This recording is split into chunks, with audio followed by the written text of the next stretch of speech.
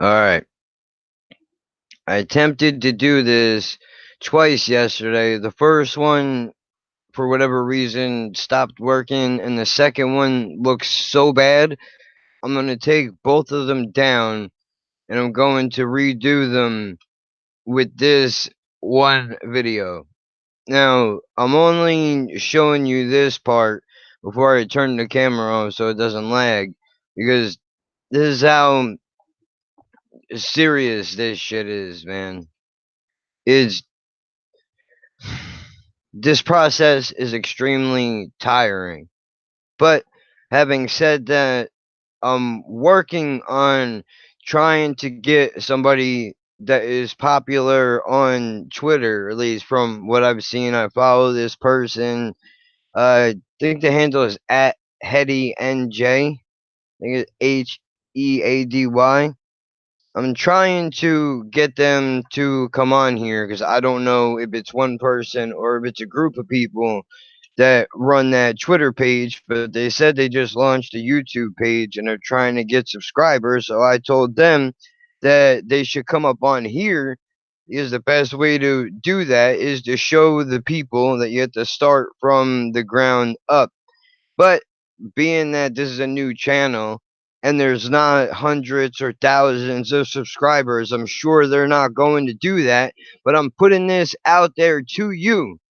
If you come across this video, man, come up on here and talk. Whatever, because I know that you're pushing the cause, dude, but so am I. So I don't see, like, it wouldn't hurt you to come up on here and talk about this. If maybe you don't know more than I do, maybe you do know more than I do, but the only way I'm going to figure that out is if I have a conversation with you. Now, having said that, if you don't want to do it, just say you don't want to do it. It's perfectly fine. I'm not going to hold it against you. I'm not going to unfollow you. I'm not that type of a dude.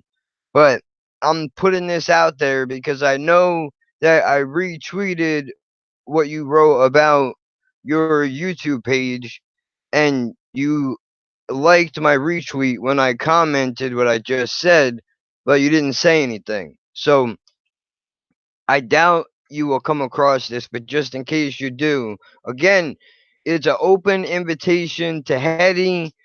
Legalize.me, I think, is the other account that's on there, or anybody else. If you want to talk about this, which is recreational weed, medical weed, the cause and effect of the underground market, the fact that the state is dragging their feet, if you are against it or anything else. I'm also trying to work on talking to the guy, the one of the dudes that made a Skeletak, just because I played the demo and it's a really cool game and I really enjoy it, and I think it would be awesome to be able to talk to a guy who partially made that shit happen outside of the developers, but that's a whole another thing. They're not really connected in with this. Obviously, y'all should know that. But either way, I'm working on that too. It'd be really cool if I can get either one of those dudes. But seriously, man, if you are Hetty NJ, I'm talking to you now, or any of you other people that are out on Twitter claiming that you're down for the cause and all of that. Man, we're stronger in numbers, dude. All of us. If we all get together and use our voices to try to make shit happen, we could actually see change. But we're not going to do it if we all are divided and trying to conquer the same thing. There has to be some kind of a game plan here. I can't be the only person that is willing to work with other people. Maybe you are, maybe you aren't, but I don't know. So that's why I'm putting this out there. Now, with that said, I'm going to turn my camera off so you don't have to look at my ugly mug the whole time I'm recording this video, and we're going to get into some articles. Alright, now that that's out of the way. And, you know, just so it's said, I don't have anything against those people. Like I said, I follow them, but, sometimes you got to add a little bit of fuel to the fire. So that's what I'm doing. Anyway, Continuing on now, yesterday when I attempted to make this video, I was a bit all over the place. It was a long day with the holiday and the cooking, and then just being generally exhausted with this entire process. But I didn't like the end product, man, so I'm redoing it. Anyway, let's get this shit going, you know? I'm just going to pop up the YouTube page so if anybody hops in here and comments, I'll be able to read it. Right now, nobody is in here, but if that changes, I will be checking back every once in a while to see if that changes. Now, alright. Yesterday, we began with a News 12 New Jersey article that was about legislation of recreational marijuana. Now, I just want to tell you, and this is not a plug for them, but this is where I saw it. So I'm not gonna make up a store's name. This is where it was at. It was over in Walgreens grabbing a couple of things, and I look over on the newspaper stand on my way out, and I see recreational marijuana legislation is right on the front page. Here's the problem that I have with that. There's not necessarily anything happening that is worth the front page. Really, I shouldn't even be doing this. I mean, let me rephrase that. This is where something like that belongs, not necessarily on the front page of a newspaper to get you to sell newspapers, because we already know that that's what it's all about. But I mean, I guess you got to make a dollar however you can. Anyway, you know, the legislation that I'm talking about starts out like this, man. It's I'm actually I'm going to pull it up right now. Yeah, I have mine in the living room. Let me pull it up first before I share my screen. Here's 12, New Jersey.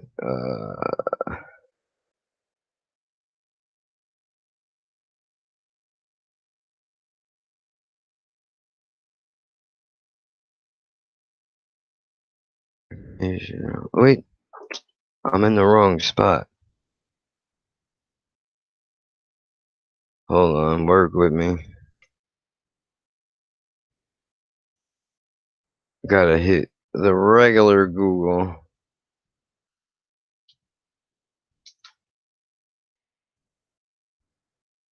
legislation. Okay.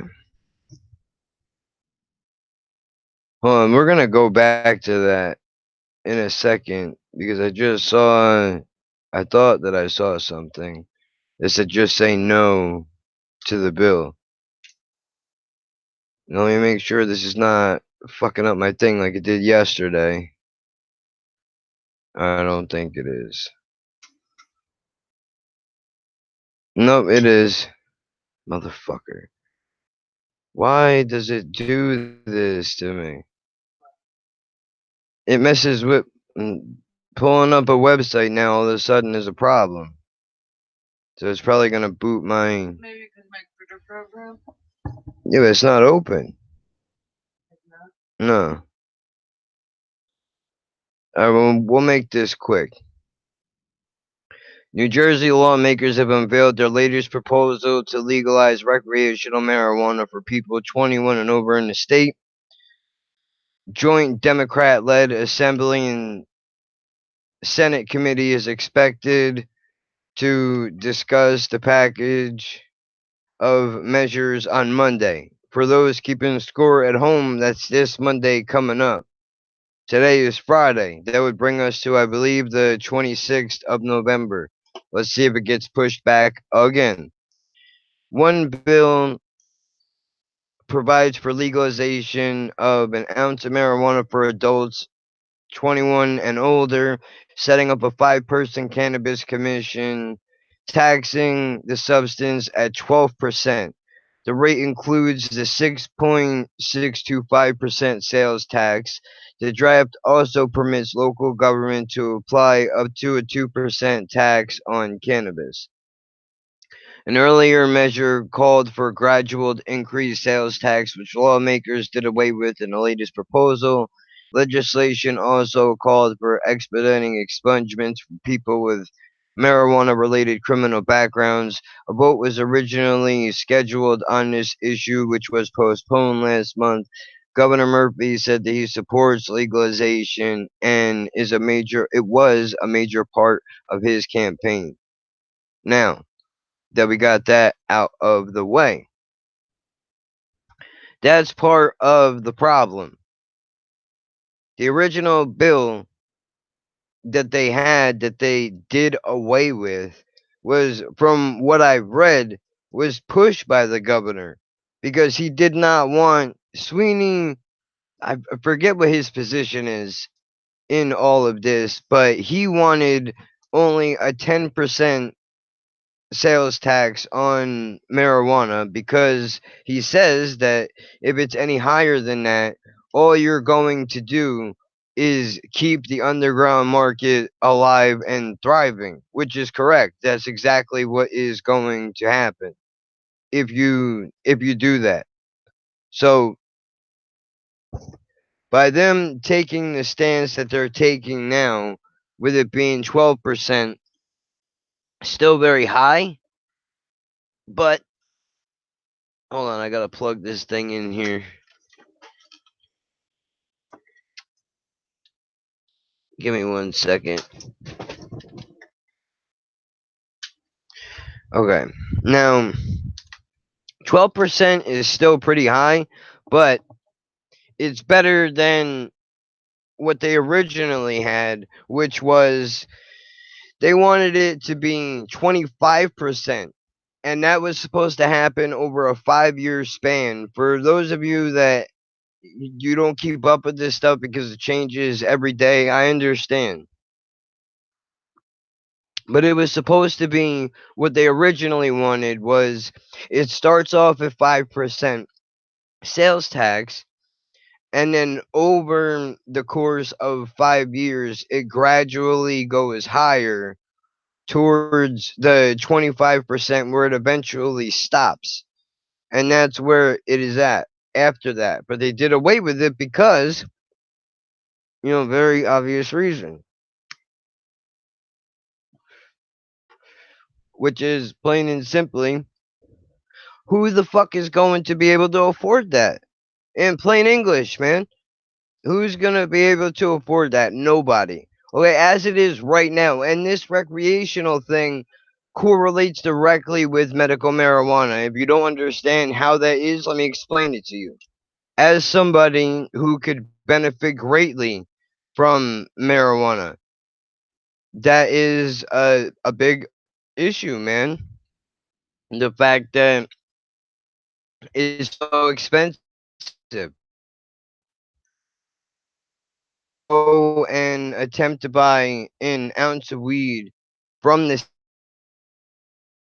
you're at least, if you're going to be fair, will ballpark 400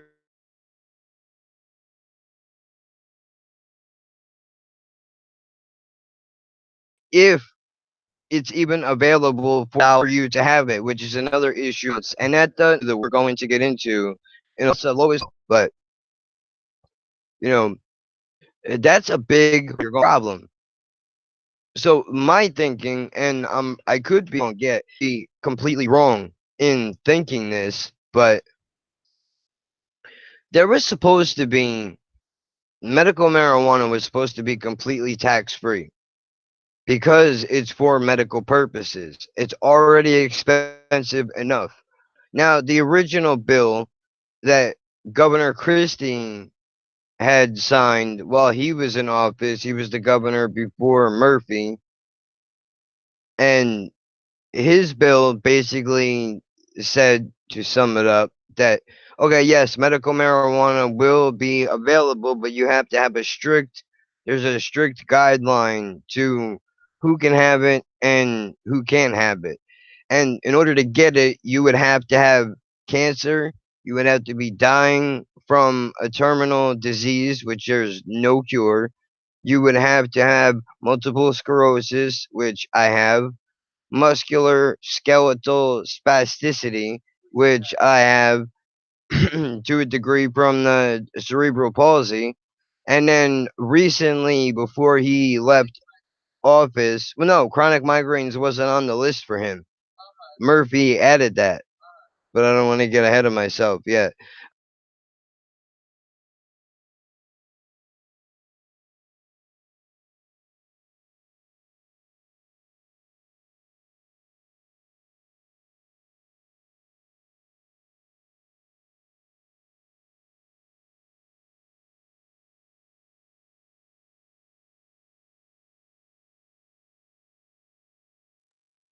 There's no need for this to happen. All right, we're back now. I hope.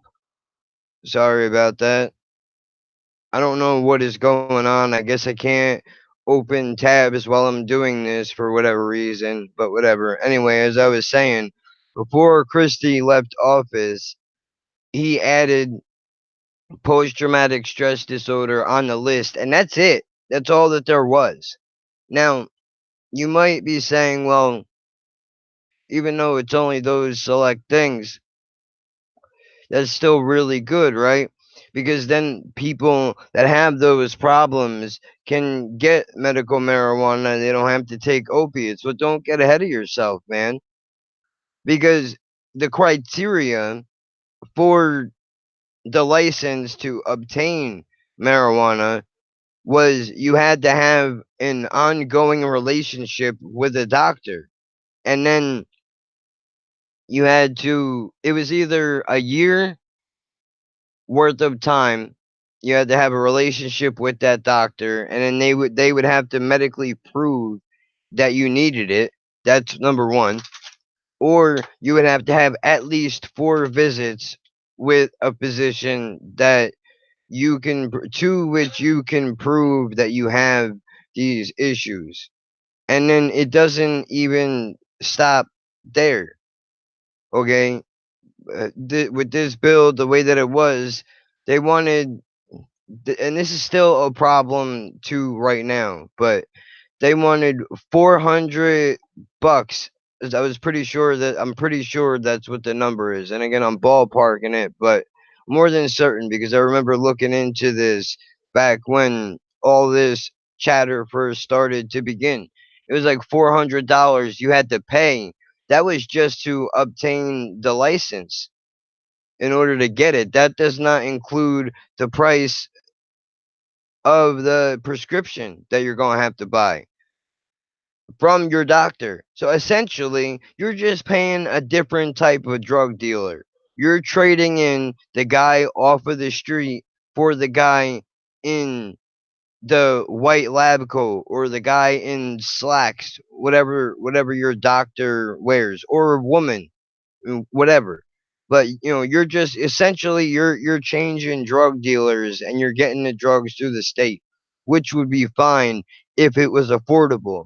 Now let's fast forward a little bit and we look at Governor Christie's endorsement records, which I really wish that I could pull up another tab. If I can, what I'll do is I'll add the link in the description of this video once I post it. But he was getting money from 2 very large companies that their main interests are chemotherapy and radiation for cancer treatment. And he was also getting money from the Dallas Cowboys. If you're not familiar with what that is or anything like that, they're an NFL football team. I'm sure that you've seen snippets of the news where you see the owner of the Dallas Cowboys hanging out with the governor of our state at that time when he was governor. You think they're talking about football? No way, man. They're talking about business. How can we continue to grow are businesses. Jerry Jones is a multi-millionaire oil guy. That's who he is. That's where he got his money from. And Christie, obviously, while this motherfucker was attempting to run the state, if you can even call it that, was busy trying to get a book deal done. This was before Trump, so you didn't hear all of the people complaining about outside businesses and all that, but it was unheard of to see a governor trying to get a book deal. I don't know how they get down in other states, but I'm pretty sure that that's not the norm. You're not supposed to be concerned about outside revenue while you're supposed to be running the state, asshole. You're supposed to be concerned with running the state, and that's it. You want to make your money, you go ahead and do that when you get out of office. This is the life that you chose, bro. You were a prosecutor before you became the governor. You could have stayed a prosecutor and probably kept making good money. I don't know how much prosecutors get paid, but I'm sure it's a decent amount because nobody's going to do that job for free. I'm sure at times it can be a very dangerous job when you're going up against real big time criminals. But even then, this guy brought the prosecutor mentality to everything that he tried to do. There was a segment on a radio station 101.5, which is a local radio station in New Jersey, and they used to have a segment where they would have the active governor on, and they would ask questions. They would have listeners call in. It's very similar to what News 12 New Jersey does. The only difference between the two things is that News 12 New Jersey, they can have you hashtag ask the governor. You can drop a question on Facebook, or you can call in to whatever number that they give you when the governor is on, and they do that on Facebook Live. That was the difference. It was terrestrial radio versus, the internet and how all that shit happens. But, that's who that guy was. And if you're still not familiar with who he is, he was all over the beach memes because he would close down the beaches and parks and then was sitting on the beach with his family. So you'll probably recognize him from that. But anyway, I'm gonna move on from him because I guess you can say that he got the ball rolling. Oh wait, yeah, that was the point. The whole reason why I brought up the radio station was to say that there was actually a time when he was on the air at the radio station and people brought up recreational weed. He actually said, "Look, man, somebody has to be the adult here. Okay? You guys can't have everything that you want. I'm not going to legalize marijuana in this state. Maybe the next governor will, but he shouldn't. No governor should, and you guys are wrong for wanting it." To which I say, dude, come on, bro. Really? Like, let's think about this for a second. Okay? The state is always crying poverty. Always crying poverty. We need to fix our roads. We need to do better with the schools or whatever the case might be. I don't know where the fuck all this money goes to, man. Because it never goes to the shit that they say it's supposed to go to. It never does. I know people, and maybe this isn't directly related to that, but I know people that went through elementary school, middle school, and high school who still have issues with reading and writing. That's not an education, man. That's a failure.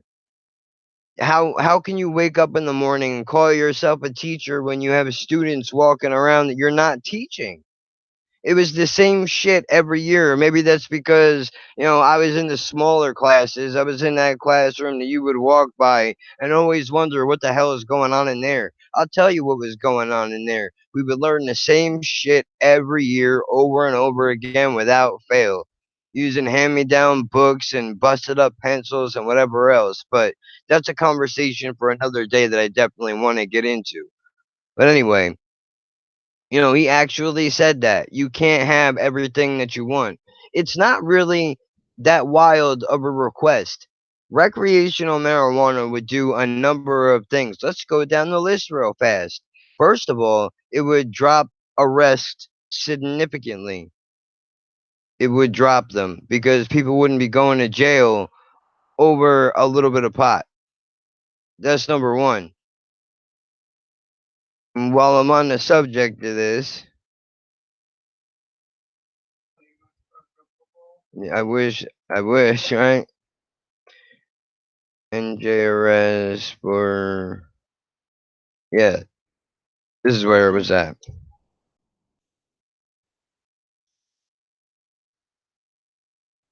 Now, hopefully, this doesn't boot me again. So let's just quickly try to scroll down and get to the numbers. Let me write this down. I should have did this beforehand. Let me check and make sure that it didn't boot me so I'm not talking to thin air like I was last time. Okay, no, we're still here. Alright, cool. So let's talk about this for a second since we're on arrest because I'm gonna get into that too. Now, this is comparing New Jersey with a couple of other states, saying that New Jersey has one of the highest arrest records for marijuana than many other states. I mean, this compares four other states. Wyoming is number one with possession records of marijuana, and these are all stats from 2016, with 2,248 arrests. Distribution arrests were 173. Total marijuana arrests 2,421, and there's a population of 583,029. The arrest rate per 100,000 people is 415.2. That's a lot, man. That is a lot. It should not be that high. But I don't live in Wyoming, so I don't know what the state politics are there. I live in New Jersey, so let's get into that. Again, possession, distribution, total arrest, population, arrest rate. Possession, 32,263. Distribution, 3,437. Total, 35,700. Out of a population of 8.9 million, the arrest rate per 100,000 people is 400.4. And real quick, we'll go over to South Dakota and New Hampshire. South Dakota, 3,116 arrests. Distribution, 150. Total arrests, 3,266 out of a population of 851,058. Arrests per 383.8. And New Hampshire finally coming in last place. Possession arrest 3,890, distribution 1,114, total is 5,004, population is 1.3, and arrest rate is 376.9. Oh wait, and there's all right, so they go down the list of a lot of states. I didn't see that yesterday when I was on here. But this is nj.com. But again, links will be in the description. Let's see. What's up? rmconcentrates.com. Get concentrate shipped from Colorado. Shelter, wax, live resin, pure THC, and crystal too. What's up, man? Steven Talley. I don't know if I'm saying your name correctly. And I guess I'll keep that in mind. So wait, you know what? While I got you here, man, you can help me out real quick. Tell me if this is tell me if this is a wild idea, right? I saw on Facebook when I was going over the new legislation that's supposed to be passed in New Jersey, somebody dropped a comment and was like, "Dude, how are you going to have recreational marijuana when the patients in New Jersey can't get their own weed?" Now, I don't know what Colorado laws are like if you are out there, but is it possible if the state were to allow it, do you think that a place like Colorado would allow outside shipping from say Colorado to New Jersey because I think that that would tighten up that issue right then and there. Like if you have a medical need, you should be able to reach out to a state where it's already legal. Oh, okay, I moved here 2 years ago. What's it like? What is it like up there? What is the climate like as far as? So I'm assuming that that means you were there right before they legalized it, right?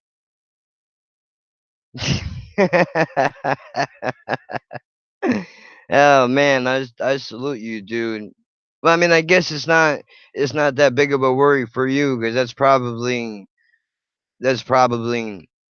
commonplace. I would assume anyway. Oh shit, it has been that long. It's been legal for 6 years. Damn. Well, let me ask you then. I mean, obviously, 6 years is a long time. I know that the state senate in New Jersey flew out to Colorado to go and look at the way that you guys are running things, and they were supposed to model it directly after your state. So, what is it like out there? I know that you guys have tour buses and shit where people can hop on, they can smoke, and you drive around and you see cool shit. But is everybody kind of relaxed over there? I know that smoking and driving is a big argument that they try to make out here in Jersey, which I think is kind of wild considering that people drink and drive all day long and they're not tearing down any liquor stores. So, that's a problem within itself. It's chill. See, I figured that, but that's probably because too you guys are not wild like they are out here. It's insanity the way they're carrying on like what it is that they're really talking about. It really is. But with this legislation that they're talking about passing, it's been pushed back 3 times. Now, why is that? It's not that hard. Yeah, you got to treat it like alcohol. Exactly. They're already halfway there. You can't smoke unless you're 21. Boom, done.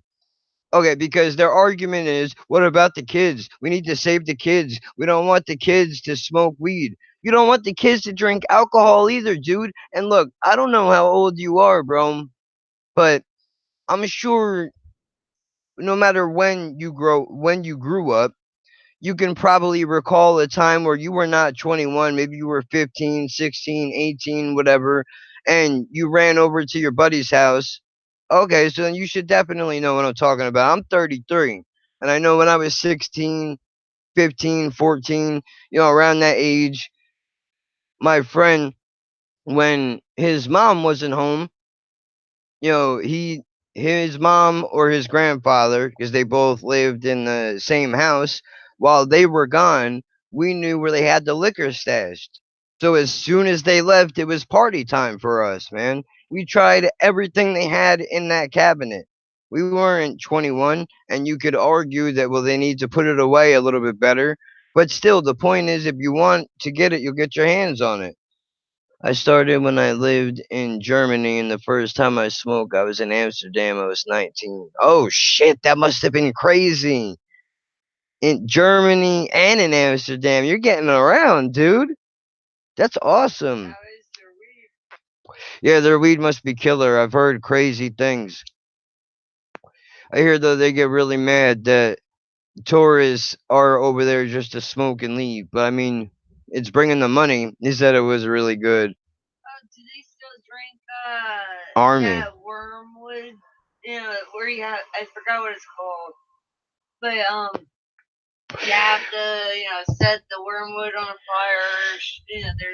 Oh,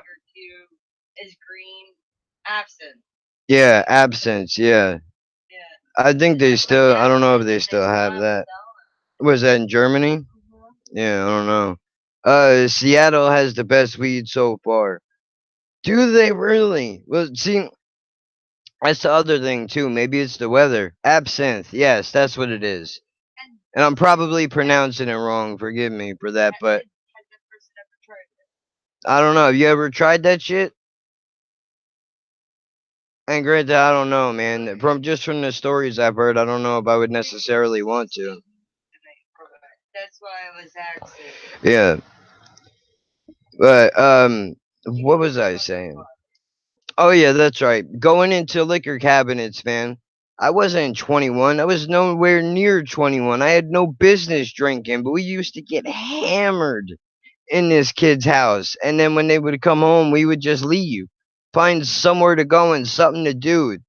Thankfully, it was before, the internet was really big and popular. I mean, we had 56K back then, AOL dial up, but we still got outside and had shit to do. No, you can only get absinthe in deep Eastern Europe. So that shit must be serious, man. Must be fucking serious, dude. But it's such a fucking hallucinate. And if you mix it wrong, you can really damage your brain and kill yourself. Like the Ukraine. Oh, fuck that, dude. I've seen some shit on the news about Ukraine. It's illegal. Damn. Well, you can keep that shit anyway, man. I drank for a while. I'm not gonna bullshit anybody. But I started smoking at 16. Yeah, it's considered a hallucinogen. I've heard that you drink it and you trip or whatever. But I mean, I started smoking when I was like 15, 16, and I got medical issues. So it was almost like when one of my buddies was like, "Yo, try it, try this." I only smoke weed. Yeah, see, I used to. It's funny, man. I used to drink once. Like I was never an alcoholic. No cigs and don't drink anymore. See, that's the one thing I gotta give up is the cigarettes, man. Because I gave up the weed. Well, that too. That wasn't even a problem. Which we should get into that in a second, also. But started smoking at 16, and it was opening a whole new door for me. It was, oh shit, my body's not. I'm not twitching. I'm relaxed. This is what it's like to feel normal. There's no racing thoughts. I feel fantastic. And then, oh shit, I don't have any. I hope nothing bad is going to happen. There's no withdrawal. Maybe you're a little bit cranky, but that's only because of how, released in my personal experience, that's because I was relaxed, a lot more relaxed when I had it versus when I didn't have it. But that's also because it made me feel better. It helped me with my pain. Y'all do dabs? Honestly, I've never done a dab before. She just tried it recently. But I didn't feel. I think we were doing it wrong, or yeah. I don't have the lung power. Yeah, I don't know if you heard that, but she said that she thinks that they might have been doing it wrong, or they don't have the lung power to do it. There was four of us. Only supposedly one knew what they were doing, but the one that had the dab kit, didn't. That was her first time too. Same with me and another girl. Well, look, man, when you gotta pull the blowtorch out to get fucked up, that's where I tap out. We had one of those lighter blowtorch. Yeah, but it's still a torch. I didn't know if that was going to work or not. I thought maybe that was the issue. It might be. I know you got to get that shit at a really high temperature in order to burn it down. I've seen some really funny YouTube videos of some kids getting really twisted on it. Watching YouTube, a little bit of a YouTube video on how to do the dab. Yeah. Don't knock it. I just started dabs a couple months ago. Okay, well then let me ask you this: what is the difference? And it's more pure. Going to That's what I was going to ask you.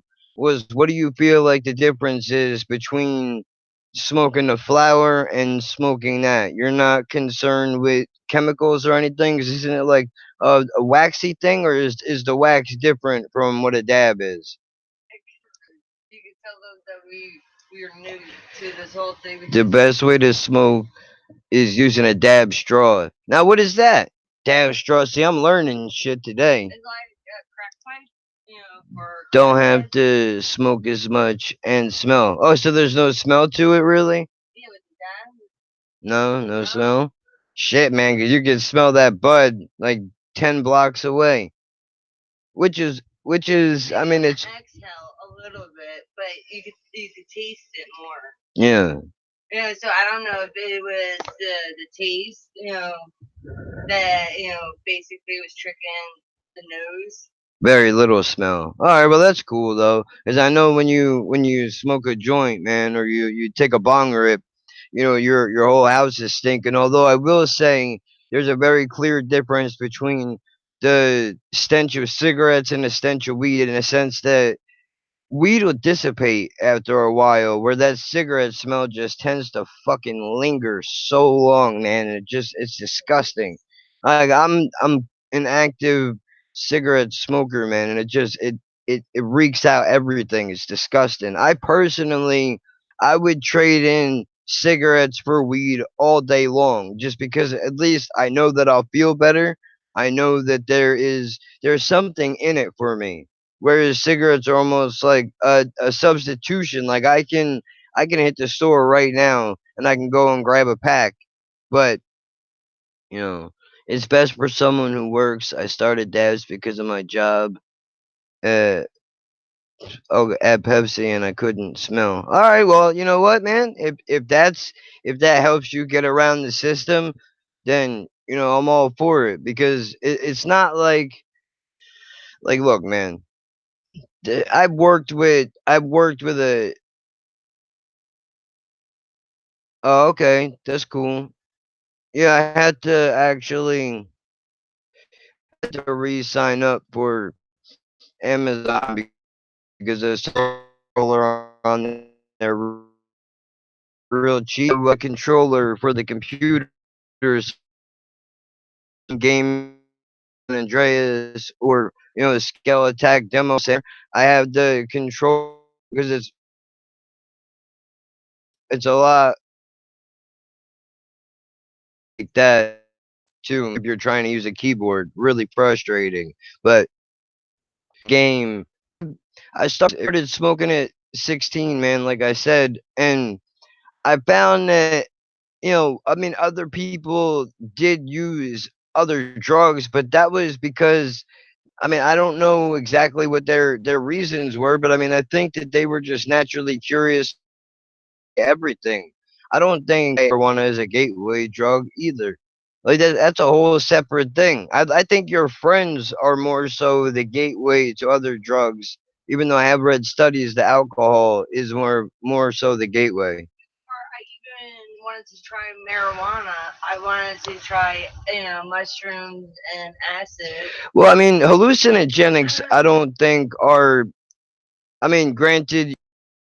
All right, back on. Jesus, with this computer, I don't know what is happening. But okay, you said I did ecstasy, mushrooms, then weed in the same weekend. In that order. That's insanity, dude. That is crazy. But I mean, shit. I'm not brave enough. Like I had a buddy stop at the place I was living at the time, and he knew I was not a candidate for that, because he even said, if I ever offer you a stick of gum or a sticker, don't chew it, don't eat it, because it's gonna be laced with something. And Wait, you gotta, tell them that you said, why would I eat a sticker? yeah, I didn't know. I was so dumb. I said, why would I eat a sticker? But you know, shit.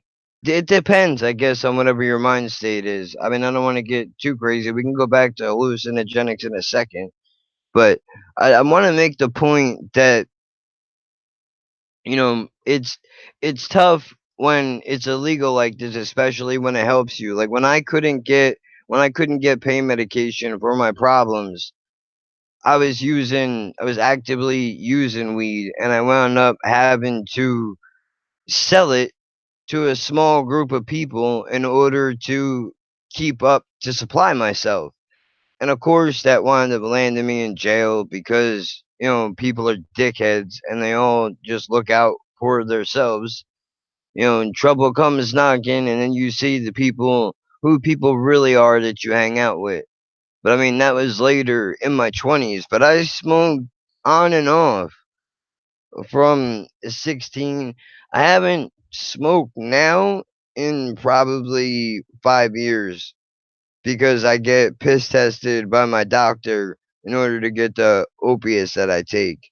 And it sucks because I know weed is much safer and there's not so many side effects to it, like there is with the pills that I'm taking. And the sad part is that I know that it's a serious problem, but there's nothing I could do. It's all I can take. So, that's a whole nother problem within itself. Back then, when that shit happened, it was in the early 2000s. It was like 13 years ago. There was no such thing as medical marijuana back then. It was just straight up illegal. They didn't care about your problems. They didn't give a shit about any of that. What the hell is going on? Alright, it's still on. So is the YouTube working again? Yeah. Dude, this is a mess. Every time I really try to get something going, something fucked up happens. Hold on, give me 1 second. I gotta take this hoodie off. It's hot as hell in here.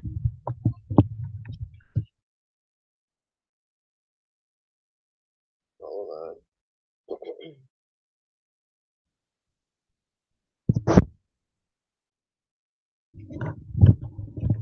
Alright. So, that brings it to having to keep up with the usage, man. That brings it to jail, probation, and the vicious cycle that is. It's really hurtful, man, because here we are going on 13 years later, and that shit still haunts me. It's hard to find a place to rent. Nobody wants to deal with you if you have a drug charge. They don't care. It was only weed, and it wasn't even a quarter ounce. It was only an eighth of weed. That's it. That's all that it was. 3.3 grams. That's it. Or 3.6. That's that's baby weight in comparison, but it doesn't matter. They take you, you get arrested, and you go off to jail if you don't want to rat anybody out, which I didn't do because I'm not gonna. If I don't want to go, if I don't want to go, I'm not gonna pass that on to somebody else for them to take on my burden. What kind of bullshit is that? I can't do that. That's crazy. But either way, here we are, almost 13 years later, and it's still a magnificent problem in my life. And sorry about that. I got booted off before, but I'm trying to keep an eye on it to make sure that that doesn't happen again. I don't know what is going on with this Wi-Fi right now, why it's doing that, but it is what it is. We're gonna work through it. So anyway, you know, I find it. Oh yeah, well that's probably a big part of it. But listen, man, that issue right there speaks for itself because when you have a problem like that, then you're gonna get into repeat offenders. Because well, if I can't get a decent job because I'm charged, and I can't find a place to live because I got a charge, what difference does it make if I go back in it and then just continue living that lifestyle? And I'm not saying that that's a smart way to think, and I don't advocate people to go on and fuck up their lives like that. I don't advocate that at all. But that's what happens. Oh, did I get booted again? No. Okay. I just lost the two people that were watching. But anyway, I'll do the show for my damn self. I don't care.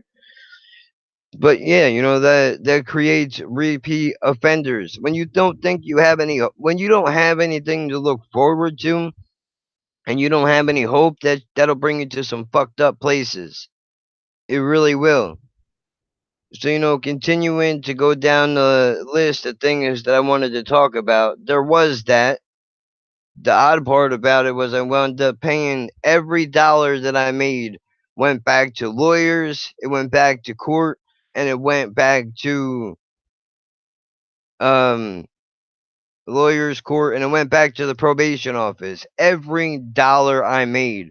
So I was like, all right, that's that. Wash my hands. I'm getting out of this whole thing. I learned I don't want to continue to go down this path because nothing good is going to come from it. Now, having said that, I don't have any regrets for getting locked up, except for the fact that now, we can't find a decent place to live. But here's the reason why I don't have any regrets. There's two reasons. One was that, I always made sure I was very conscious of who I was handing shit over to. And the reason why I wound up going to jail is because, long story short, I wouldn't sell to a girl that was pregnant. Allegedly, I wouldn't sell whatever the word is. I mean, I already got arrested and did probation and all that, so I'm pretty sure that I can talk about this. Is that I'm not proud of it. It's not something that I'm happy that I did, but I wouldn't do that. Secondly, is because I did it for my own sake, man. If there was a medical marijuana program back then, this wouldn't even be a subject to go on and talk about, but then maybe I wouldn't feel as passionately about it as I do today because that happened. I mean, while I was going waiting in the courtroom to see what was going to happen, I called that this was going to take place just because I seen how many people were in and out of the courtroom, in and out of the jails. It's outrageous because I mean think about it. For every person that gets arrested for weed is another person they don't have room for, like a rapist or a pedophile. I mean, even this guy over here that was saying he's breaking into houses and cars, I don't want to see him go to jail. Of course not. But there might not even be room for somebody that is doing B&Es and robbing people. I mean, I would have liked to have asked him why did he do those things? If it was just for the adrenaline rush, was he broke? Did he need the money? Or was he just being a dumb kid? Yeah, was he seeking attention? What was going on with him? It sucks that, I had to drop out and now I'll never know. But, I mean, yeah, whatever. I can't do anything about it now. But, so now that I talked about that a little bit, let's get into what is going on today. Governor Murphy takes office last year or earlier this year, whenever the hell it was. Time all seems to blend in now because news moves along so fast, nobody has attention spans anymore. But this guy comes in office and he says, "I'm going to legalize weed within 100 days of my governorship." That 100 days has came and gone. We're going to have legislation put up in order. It's been pushed back like 2 or 3 times. And that's not an exaggeration. You can go and look it up. It's the truth.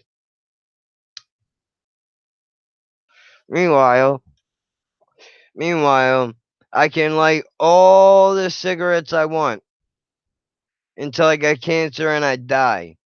Because you can have a harmful substance that's perfectly okay. You can do that. You can go to the Yeah, you can't have a natural plant that grows out of the ground and benefits you in your life. You can't have that. No, sir. You can only have the drugs that we tell you that you can have. Oh, you want some? Like that one movie that they get medication, medicated up, because I think it was a Will Smith movie too. I don't know. I don't know. Bad with remembering. I'd have to get more details on that movie. But I think they're all dressed in gray outfits, and they walk into like every morning, like they have long hair, like the girls, um, when they hit a certain age, they have to go and you know, uh, and then get like scanned, to get adjusted with their medication, so there can be controlled. I don't know. I'm not thinking of it at the moment of what that is. I might have just watched it. You might have not. I don't know. You probably see me watched it. A little bit. Yeah, but you know, where was I at? Oh yeah, I can smoke all the cigarettes I want, and nobody says a damn thing to me. The places where I can smoke are getting smaller and smaller, but nonetheless, I can still go and buy all the cigarettes that I can fit in my for wherever they go. I can go to GNC and I can buy some mystical powder of some shit that I have no idea what the hell is in it or what it's going to do to me. But I can do that even though that drug has not been tested or evaluated by the FDA. That's perfectly all right. I recently went into my pain management doctor and he tried to talk me into the medical marijuana program. So let's get into that a little bit. Only because it's going to highlight the difficulties still in 2018 that we're dealing with, even though it's only a year or two removed from when the original bill got passed. But, I go in there. I was seeing a lady at first after getting switched around from a few other doctors. And this lady goes, "Look, I'm sending you to a guy in here that just got his license to be able to dispense marijuana, and you're gonna go and see him now because we want you off of the pills, and you're gonna go ahead and do that." So I go in, I meet with the guy at my next appointment. He hands me a pamphlet of paperwork and I'm going over it all. And the paperwork basically says that the weed has not been evaluated by the FDA. That if anything happens to you in light of you using it, they're not responsible. The state's not responsible. You take the product as is, and that's that. So, okay, before I even sign the paperwork, I got a gang of questions because I'm not just going to sign up for something because you tell me that that's what I have to do. So I sit in with the doctor and he comes in and he's like, "All right, let's get this paperwork ready." I'm like, "Well, hold on, man. Before we do that, we need to have a conversation about what's going to happen here. Like, for example, what is this going to cost me to get this prescription? Because you're telling me that the insurance doesn't pay.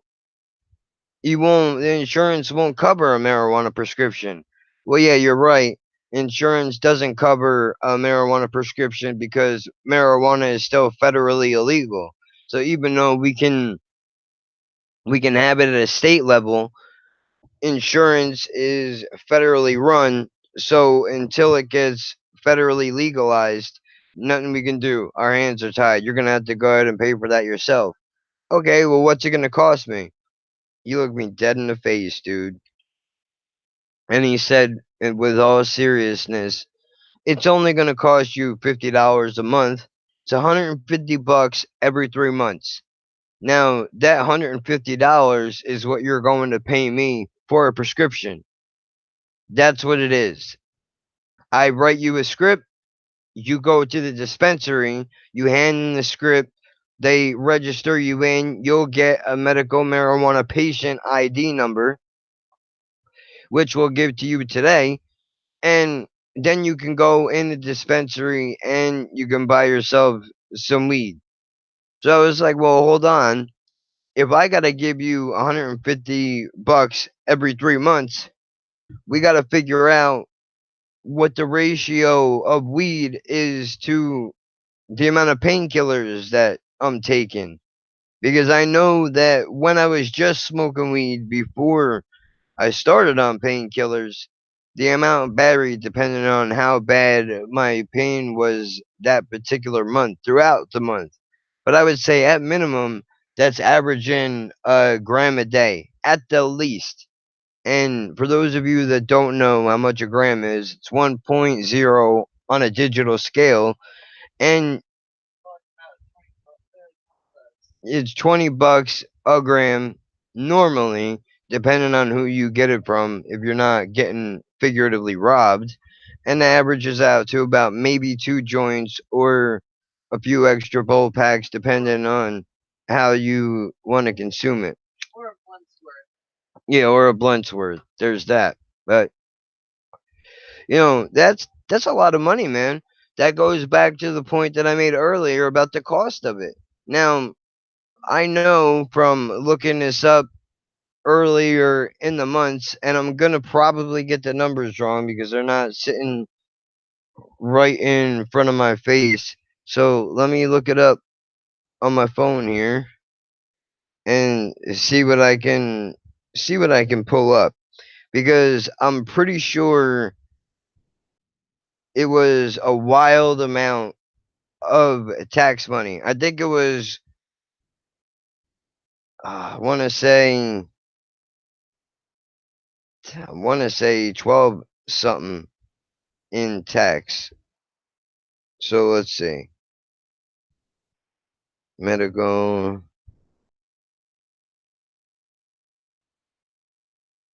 marijuana, New Jersey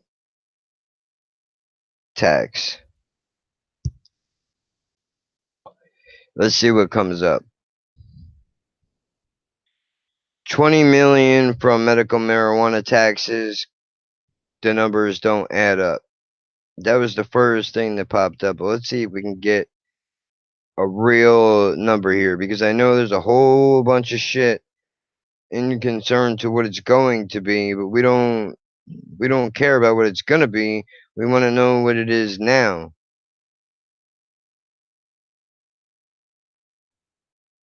Well, we'll click on this article and we'll see what we pull up. But let's say I think it was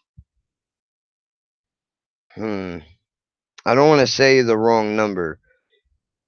So let's see what this was. This is from July 30th of this year. State officials pencil in 20 million for marijuana revenue this fiscal year, which is July 1st to June 30th, 2019. Based on previous years, the math doesn't work. Medical marijuana program would have to grow exponentially to reach 20 million, which we do have. In fairness, now we have like 30,000 people that are on the medical marijuana program. At the time, that was not the case, but that's because more doctors are putting their patients on the program because the FDA is not the FDA, wrong three letters. The DEA is turning around and saying that they want to make it more difficult for patients to get painkiller prescriptions, which I would be all for if they would make some kind of a deal to make it easier for patients to get their hands on medical marijuana. Let's see, there are almost 27,000 patients registered in the program. Last I checked, there were 33,000, and that was last month or the month before. So, I mean, I don't know what taxes they're talking about. 500 patients per week. Now, again, that number is probably a little bit more.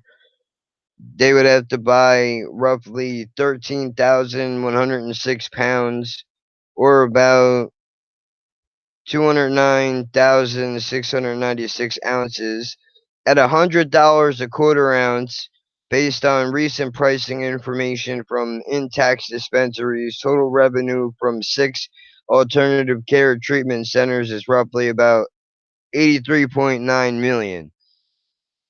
Since all state taxes from medical marijuana sales is 6.625% sales tax. So, that's a lot of money because there's the price of the weed before the sales is put on, before the tax is put on. So you're looking at $500-600 per ounce.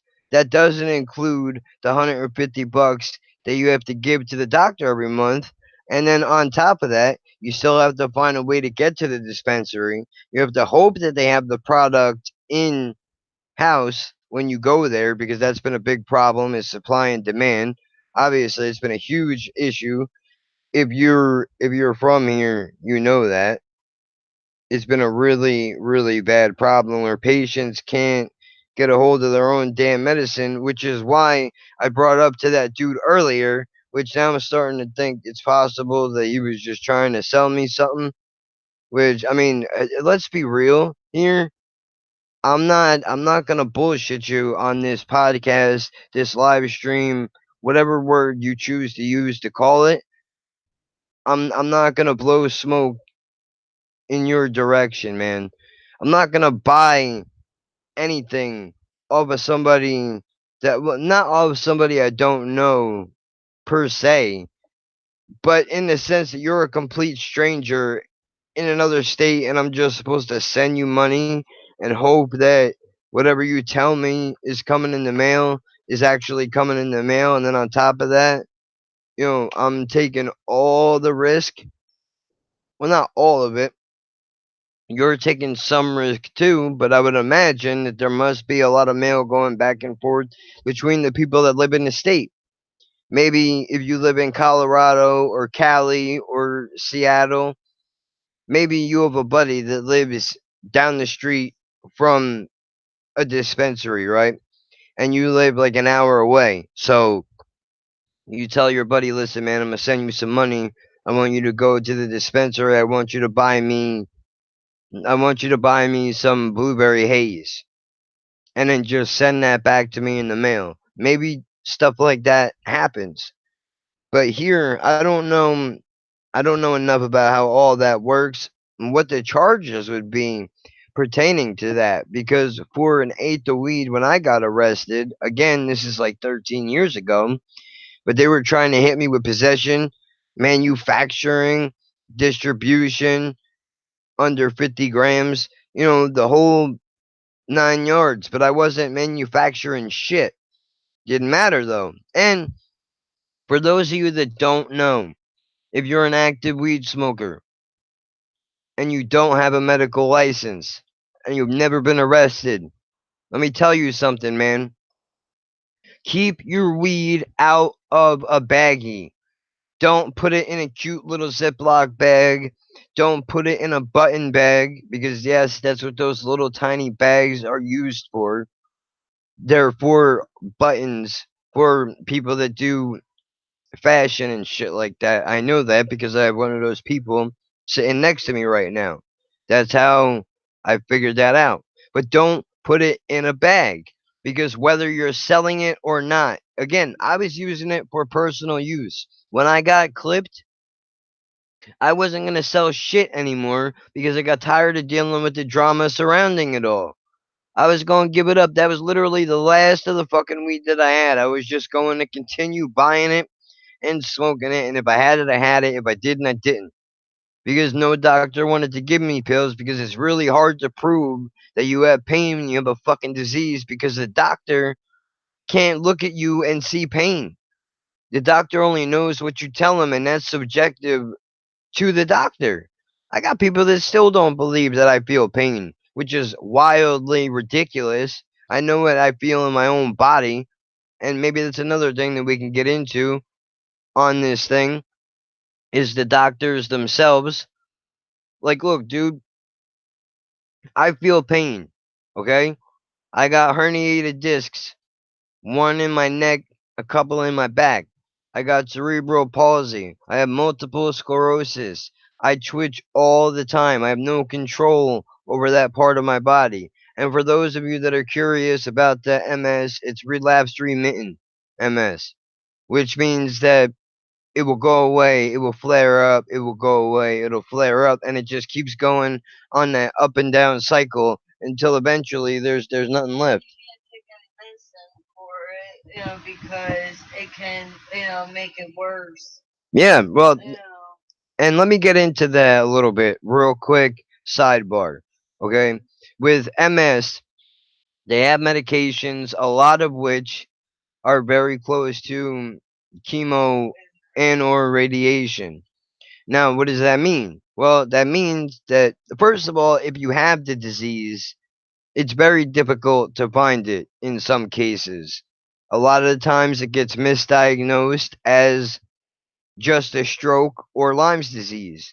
Now, going on from there, there's a couple of different ways that they can try to figure out if you have it.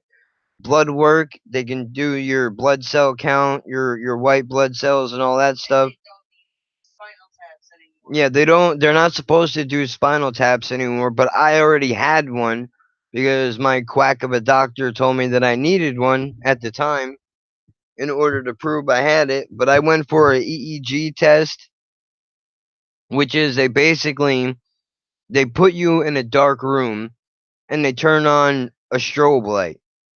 Now, I don't know. I'm sure people in the medical profession would not call it that, but that's essentially what it was, a fucking strobe light, where they have you stare at the light, and the whole time they're yelling at me to keep my eyes open. Before that time, I didn't really have a problem with flashing lights or anything like that. Now I can't deal with it. Since that test was done, I can't look at a flashing light or when movies are going all over the place. I can't look at that. It makes my head hurt. Now, I don't know if those two things are directly correlated, but whatever it happened, it happened. Here we are. So, that's the problem with that. The other issue is that it's going to eat away at your brain.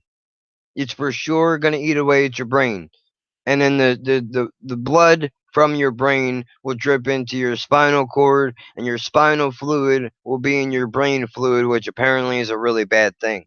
Now they can tell you can go on any number of medications, and that will help you. It will help you in the sense that it's supposed to slow down the progress, but it's not guaranteed. You're a guinea pig, essentially, because they don't know 90% of these drugs that they're trying to put people on that have this issue are all experimental. They have no idea what it's going to do to you or if it's even going to work. And the fucked up part is they've been studying this disease since 1987, and they don't know really anything more now than they did then. Which is kind of fucked up, really, if you think about it, that I could pick up my cell phone and call somebody in Tokyo, Japan, but a doctor can't tell me why the fuck I have these brain issues. But, that aside, I don't want I don't want the medication because there's too many side effects with the lower immune system, which is a problem that I already have to begin with, and then all the side effects that go along with it. Now, I've read articles produced by scientists and colleges saying that marijuana helps slow down the progression for whatever reason. Maybe it stimulates your brain because I know we have cannabis receptors inside of our minds, which you don't have alcohol receptors in your body. I'm pretty sure. I'll have to look that up, but I'm pretty sure we don't have alcohol receptors. You know, that's something to really think about. We have receptors in our bodies for this stuff. So, that's really something that needs to be taken into account when we do all that. And even if you don't want to go down that road, there's plenty of documentaries out there. Culture High is a really good one as it pertains to marijuana.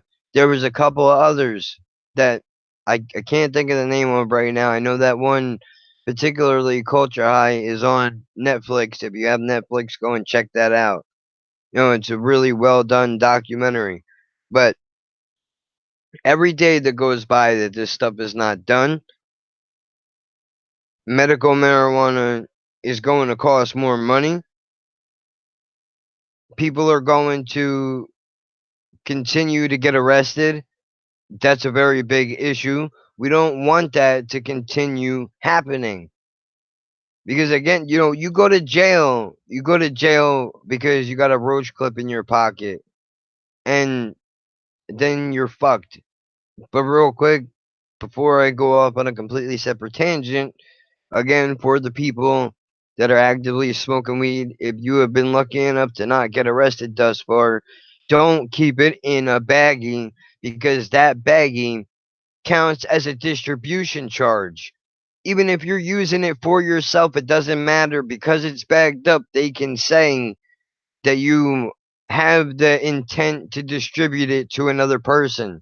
Keep it loose. Keep it loose, man. That's what you have to do. You will still get hit with possession. Maybe they can sneak in a distribution charge, but it'll be a lot more difficult for them to try to say you were dealing it. Now, when I went to court, I got pre-trial intervention (PTI) because it was my first drug offense ever, and really the first case against me was dismissed. That was not drug related, but it's a whole another issue. It does pertain to drugs because the person that caused that whole issue is a crackhead. Crack is whack, kids. Remember that. This shit'll fuck up your life. But I've been around all different kinds of people and different drugs. I lived in a house that had everything you can think of: ecstasy, mushrooms, acid, weed, coke, crack. Name it, it was in there. K2 didn't exist back then, so they didn't have that. Which, you know what? Well, since I mentioned it, let me write that down because that's another thing that I should bring up while we're up in here. Or even salvia. That's another big problem, you know? But people don't. You can take one hit off the pipe and you're fucked. It's over for you. You can already be addicted.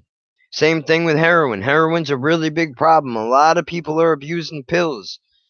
Most people stay on the shit because they don't want to get sick and they can't handle the withdrawals. Methadone, extremely bad for you. Suboxone Subutex, extremely bad for you. I've heard a number of podcasts. Bass Rutten was on the Church of What's Happening Now. Joey Coco Diaz's podcast. That dude is an ex-fighter, monster of a human being. This fucking guy swears by marijuana, swears by it because it helps him with the problems that he has that he got from fighting.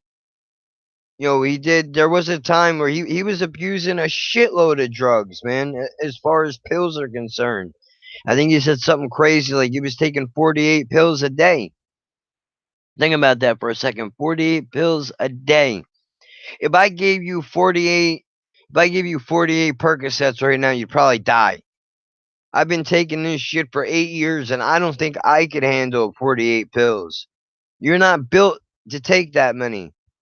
But I mean, I guess if you build your tolerance up high enough, I mean, I guess the body is capable of extraordinary things. But the point that I'm getting at is you don't act the same way on marijuana that you act on crack cocaine or cocaine itself or heroin. I mean, even mushrooms, even though mushrooms are hallucinogenics outside of salvia, because that is a completely different thing. I don't know what goes into salvia to make it, but you know what I do know? I'm sure you guys have heard of Seaside Heights, the Jersey Shore. If you ever watched a television show where all those psychopaths are running around on the boardwalk and they're all gymming up and tanning it up, fucking nutcases, where they're at, over there. You know what's on the boardwalk? You know what you can't get on the boardwalk? You can't get some marijuana. You have to pay out the ass to go to a doctor and try to get that. Which, by the way, now the license got dropped down from 200 to $100, unless you're on disability or food stamps or something like that. Then, then it's a little bit less. Lost the last person that was watching, but I'm gonna continue anyway. I'm sure you guys like it that I keep bringing that up, but whatever. So you can go get salvia on the boardwalk. What is it? I don't know. Pretty sure it's a plant. Well, I know it's a plant. Some action? No, no, I'm saying as I was just phrasing it out there, where when if somebody watches this later, it's a plant that you smoke very similarly to weed. Oh, when that one person's back. What's up, person? Hopefully, I'm not boring you to sleep over there. But I mean, whatever. I'm doing what I can, man. It's only me in here, so I only have really the person sitting next to me. Which, real quick, um, if you go on this channel, when I'm done with this, or if you're bored with this eventually and you don't want to watch this anymore because you're tired of hearing about weed and me bitch and complain, go and check out the art video that I posted up. Go check out the Instagram. Go check that shit out. There's some pretty cool art up there. Pretty sure it's Sketch Art Fashion Design is the name of the channel. There's a link in the description of that video. Go check that shit out. Or go smoke a fat joint and go look at some cool shit. But anyway, the salvia, you smoke it the same way that you would smoke weed. The difference is what happens after you smoke it. You hallucinate. for a couple of seconds. No, it's only like I think it's up to Maybe a a minute or two. 30-second to a minute high. But I've heard crazy stories. Like when you're in it, it doesn't feel like 30 seconds. It feels like hours have gone by. Sometimes, yeah, sometimes it could feel like, hours, and sometimes it could feel like minutes. Yeah. But Your hearing, your vision, it's all more. everything is I wouldn't touch that shit because I don't trust it, man. I really don't. I mean, to be fair, I'm not even saying I want weed on the boardwalk. I don't necessarily think I would buy it off of the boardwalk because there's a lot of shady cats out there. But you can still buy it on Seaside Boardwalk. Well, yeah, but I'm saying the salvia you can buy it on the boardwalk. Yeah, right now you can go do that. You want to smoke some K2 and fuck your life up? Go hit a vape shop. You can go ahead Or, and do that. or one of the Quickie Marts. Yeah, 7-Eleven, whatever. You can find it. Go smoke that shit. They call it synthetic marijuana.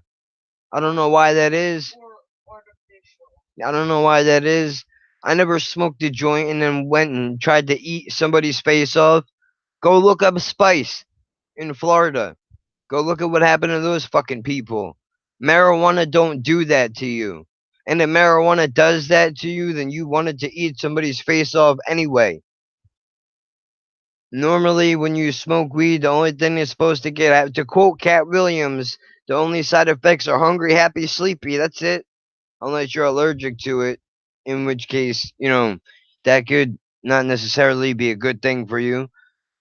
But the average person, I don't think so. But they call it synthetic marijuana because I think that continues to demonize it. For what? What is the purpose? It's not You're not helping anybody by continuously demonizing this drug that is all over the country, little by little. States are starting to jump on and use it for medical purposes. Everywhere. You're not gonna see outside of Germany using fucking Jägermeister for cough syrup. You're not gonna see doctors prescribing alcohol, prescribing K2, prescribing salvia. You're not going to see these things because there's no medical value to it. Marijuana is still a Schedule 1 drug, which says that there's no medical value to it at all whatsoever. I beg to differ. Not that I'm anybody special. But you know what? I retract that statement. I am. I am special, obviously, because I'm dumb, number one, but two, because I come from a medically fucked up background and I've used marijuana. And I can tell you the difference between using marijuana and taking opiates. I can tell you what the difference is like between those two things. You know what the difference is?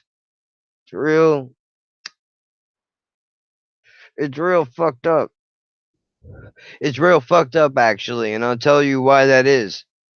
Part of it is because look, man, when you're taking it, even if you don't abuse it, the opiates, like I don't abuse them. I take the prescribed amount unless I can afford to skip a pill that day because the pain's not really that bad. Then I'll do that. there were times where I'd test myself when I wake up in the morning to see how far I can go, where the pain really starts to kick my ass, and then I have to take it. But I was going to see a doctor for a while, my regular physician. Now, this dude is either in jail or he's out on the lam somewhere. Now, what had happened with this guy was apparently he was selling prescriptions. People would walk into the office and go, "Psst, yo, I want a bottle of morphine, man. Hook me up with a bottle of perks, bro. I'll give you like, I don't know what the numbers are. Let's say $200 for 30 Percocet. I don't know what the numbers are. I don't pay that price. I don't pay doctors. Well, get technically, I do pay doctors because my insurance pays the doctors up. It's for me to go there.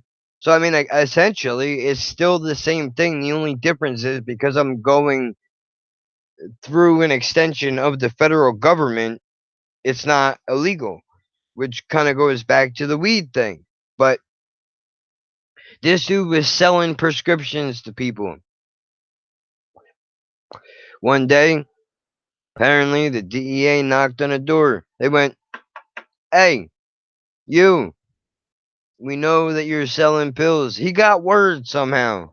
And I'm just telling you what I heard. I'm just telling you what I heard. I was not there when it happened. I know 1 week I went in, he was there.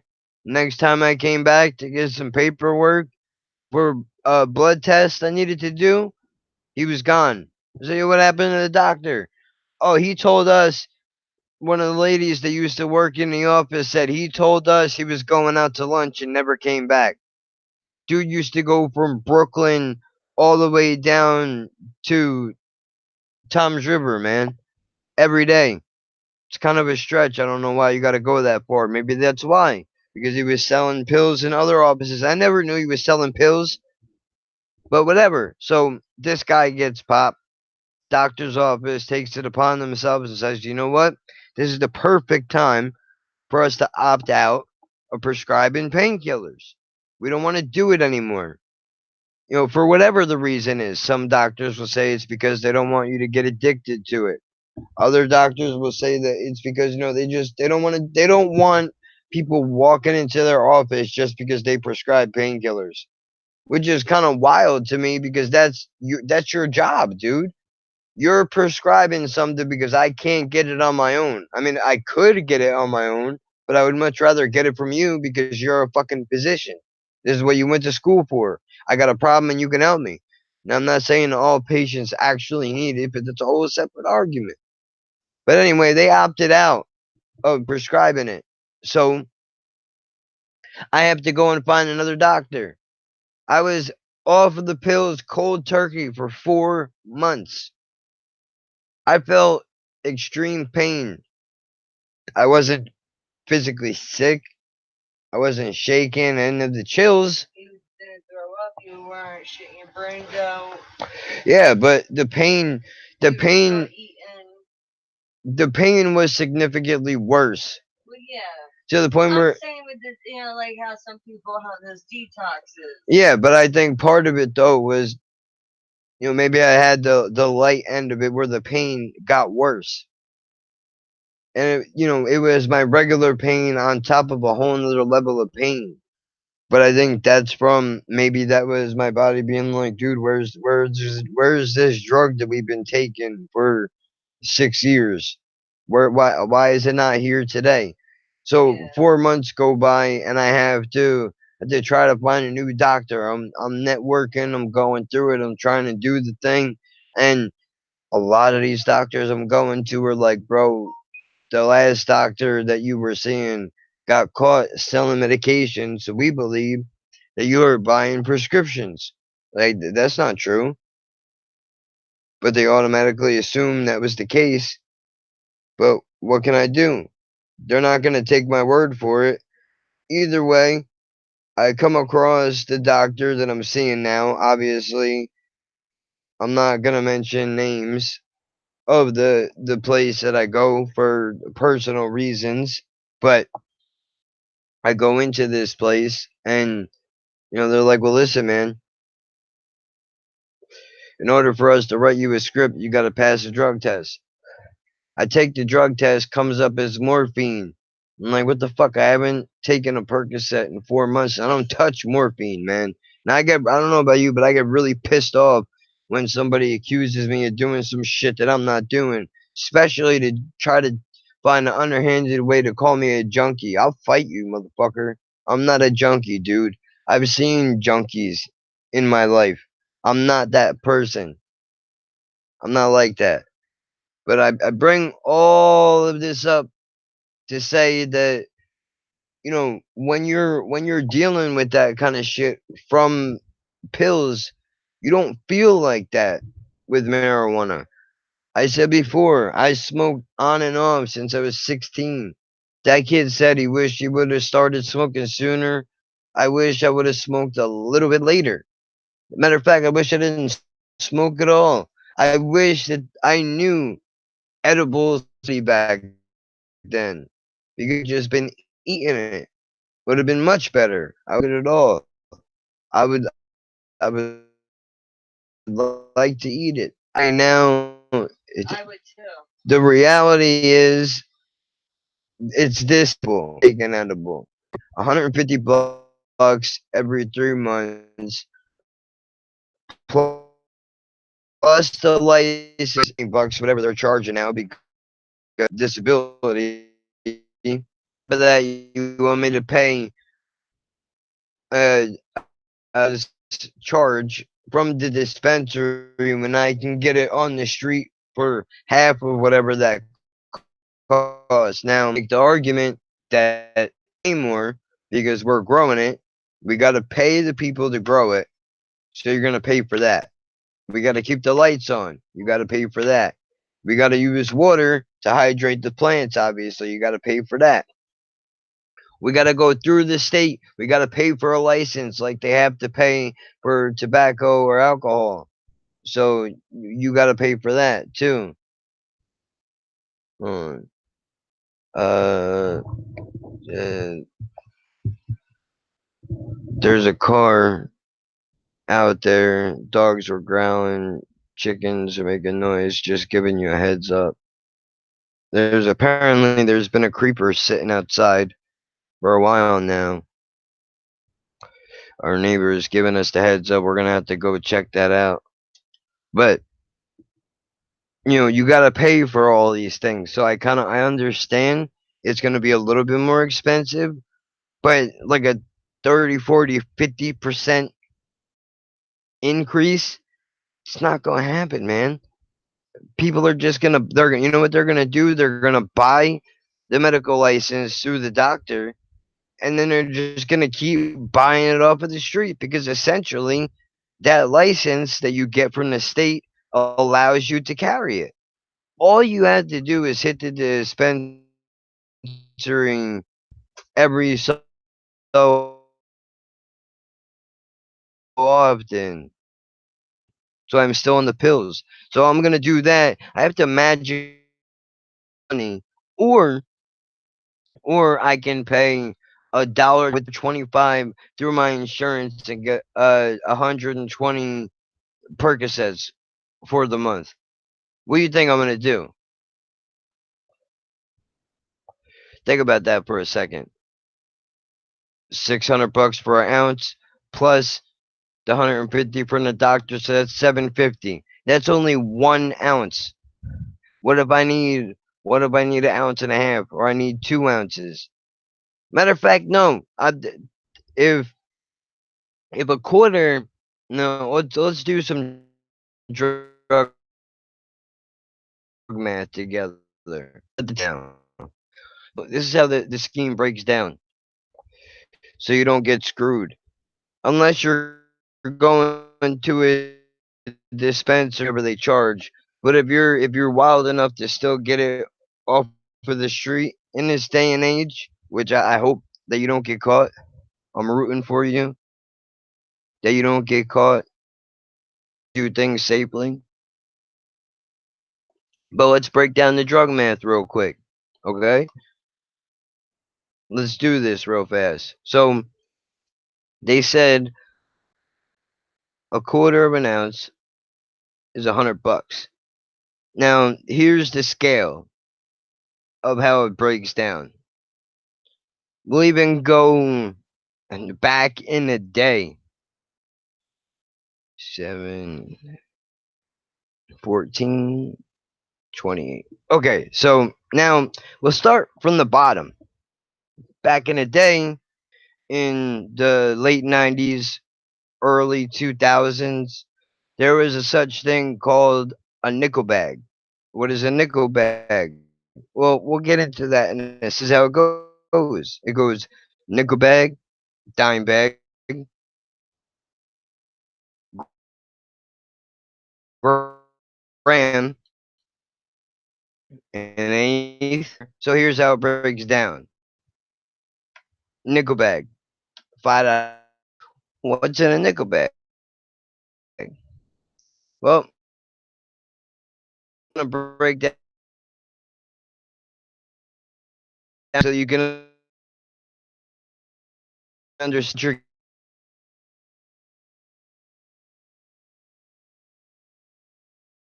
getting. So then out the utmost dispensary. We're only talking up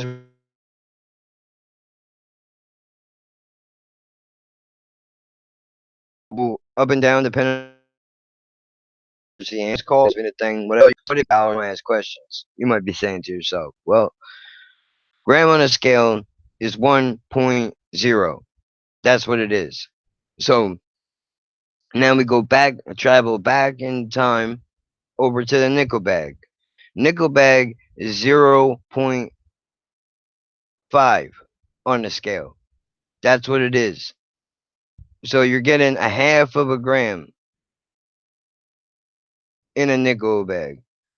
So now we go up to from a nickel bag to a $10 bag. No, wait a second. Hold on, because that doesn't make sense. Well, whatever. Nickel bags don't exist anymore, so we'll scratch that one out. We'll say, to be fair, we'll say a nickel bag might have been like a point 0.2 or a point 0.3, which is really nothing. So, yeah, I lost somebody. Oh well. Um, we'll go back up to the dime bag. This is 0.5 on the scale, flat. Okay. 20 bag, obviously, like we just discussed, is 1.0. Then you got it goes directly from 1 gram to 3 grams, which is an eighth.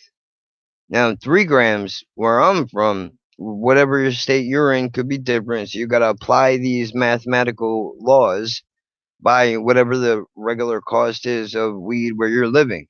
So an eighth is 3 grams. So it goes, follow me now.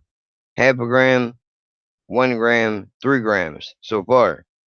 3 grams is, like I said before, usually it goes from 3.3 to 3.5 average. That's 3 grams and a half. That's what it is. So then you go directly from 3, now you get bumped up to 7.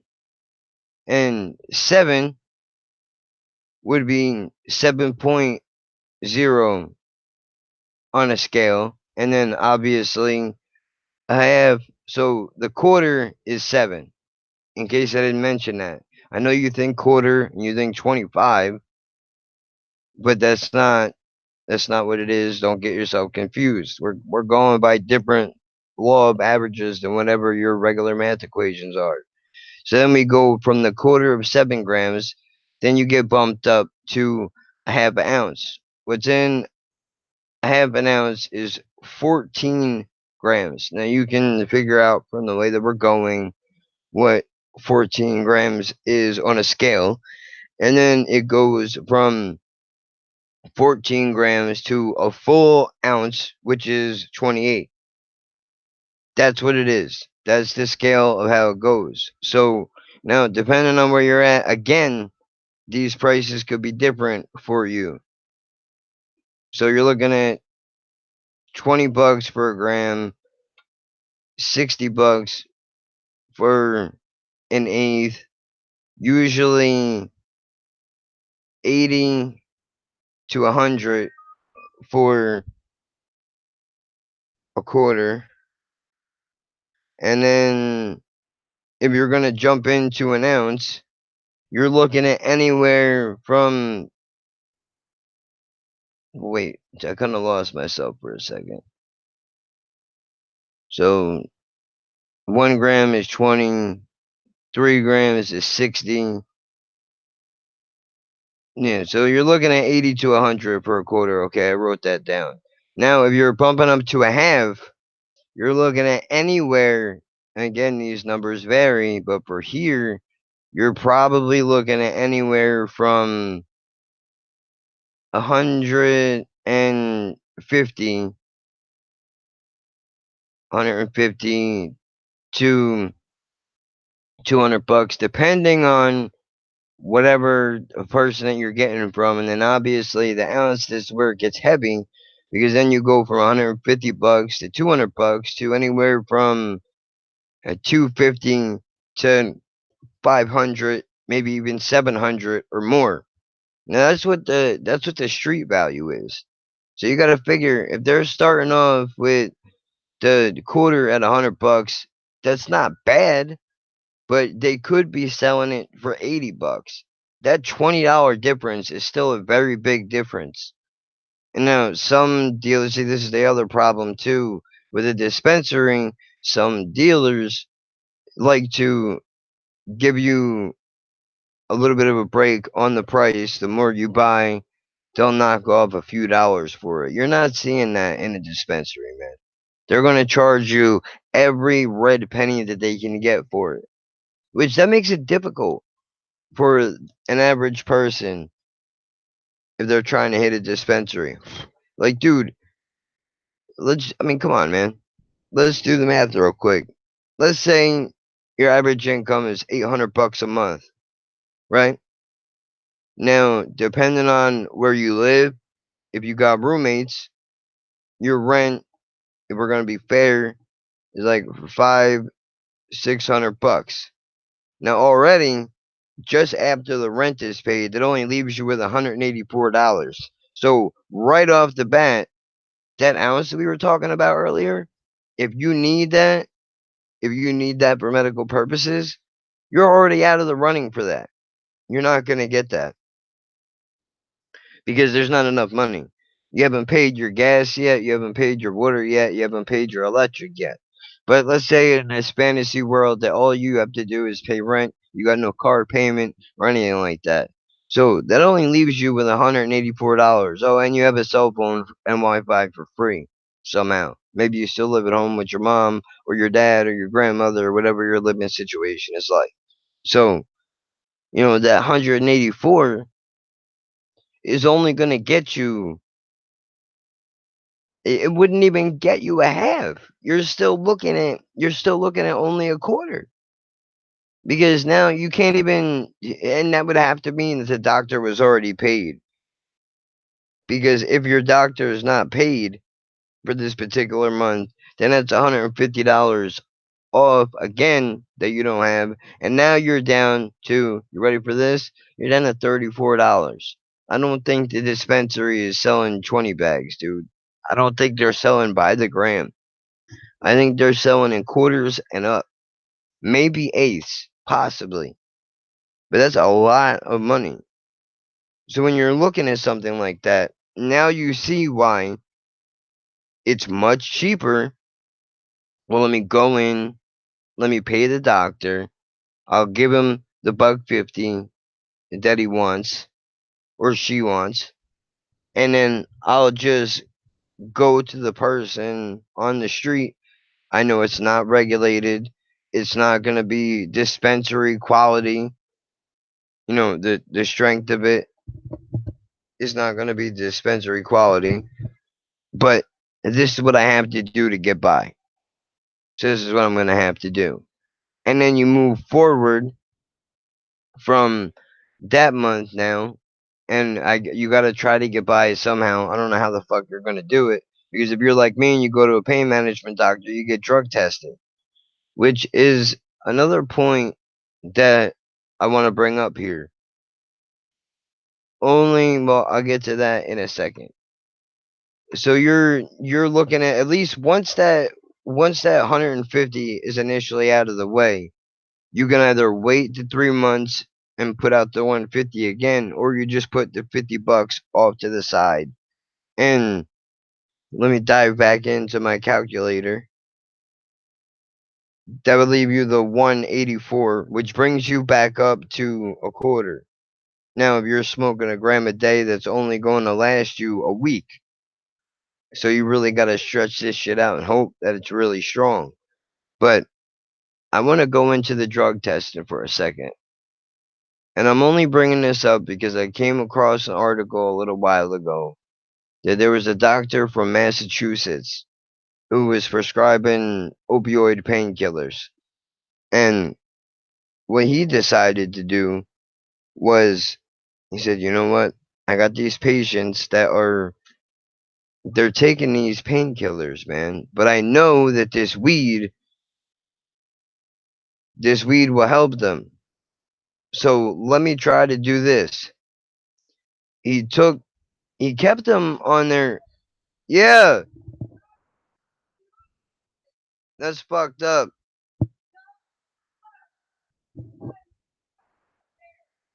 Well, that's great, and just let you know that unless you're breaking the law, cops don't do shit. Some stranger is sitting outside right now, been sitting outside for a while, and for the record, it's 12:19 in the morning. Some freak can just sit outside of your house, and the neighbor called the cops and they didn't do shit. But you can bet your ass if I'm smoking a joint up here right now and they're outside and they smell it, they're gonna come knock on my door. But I get drug tested, so I can't do that. So that brings me back to the point that I was just trying to make, which is that this doctor said, you know what, I'll keep the patients on opiates and let's see what happens if I incorporate a little bit of weed into this equation. Right now, I don't know if they had to go out and paper the license and all that stuff. I'm just talking about the from the doctor's direct point of view. He said, let's add in some weed with the equation. And what he found out after a few months had gone by is that patients started coming back to him being like, hey man, you know what? The weed is actually helping me out a lot more than I thought it was going to. And I come to find out that saying they're like me and they're taking 4 Percocet 10s a day. And then they start smoking a little bit of weed while they're taking the medicine. And then they find out, well, you know what? I don't really need I don't need 4 pills a day anymore.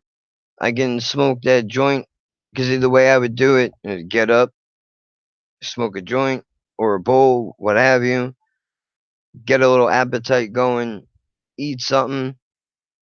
Then, depending on how the pain is, maybe a few hours later, you're starting to feel it, so you take a pill, and then you just alternate like that throughout the day.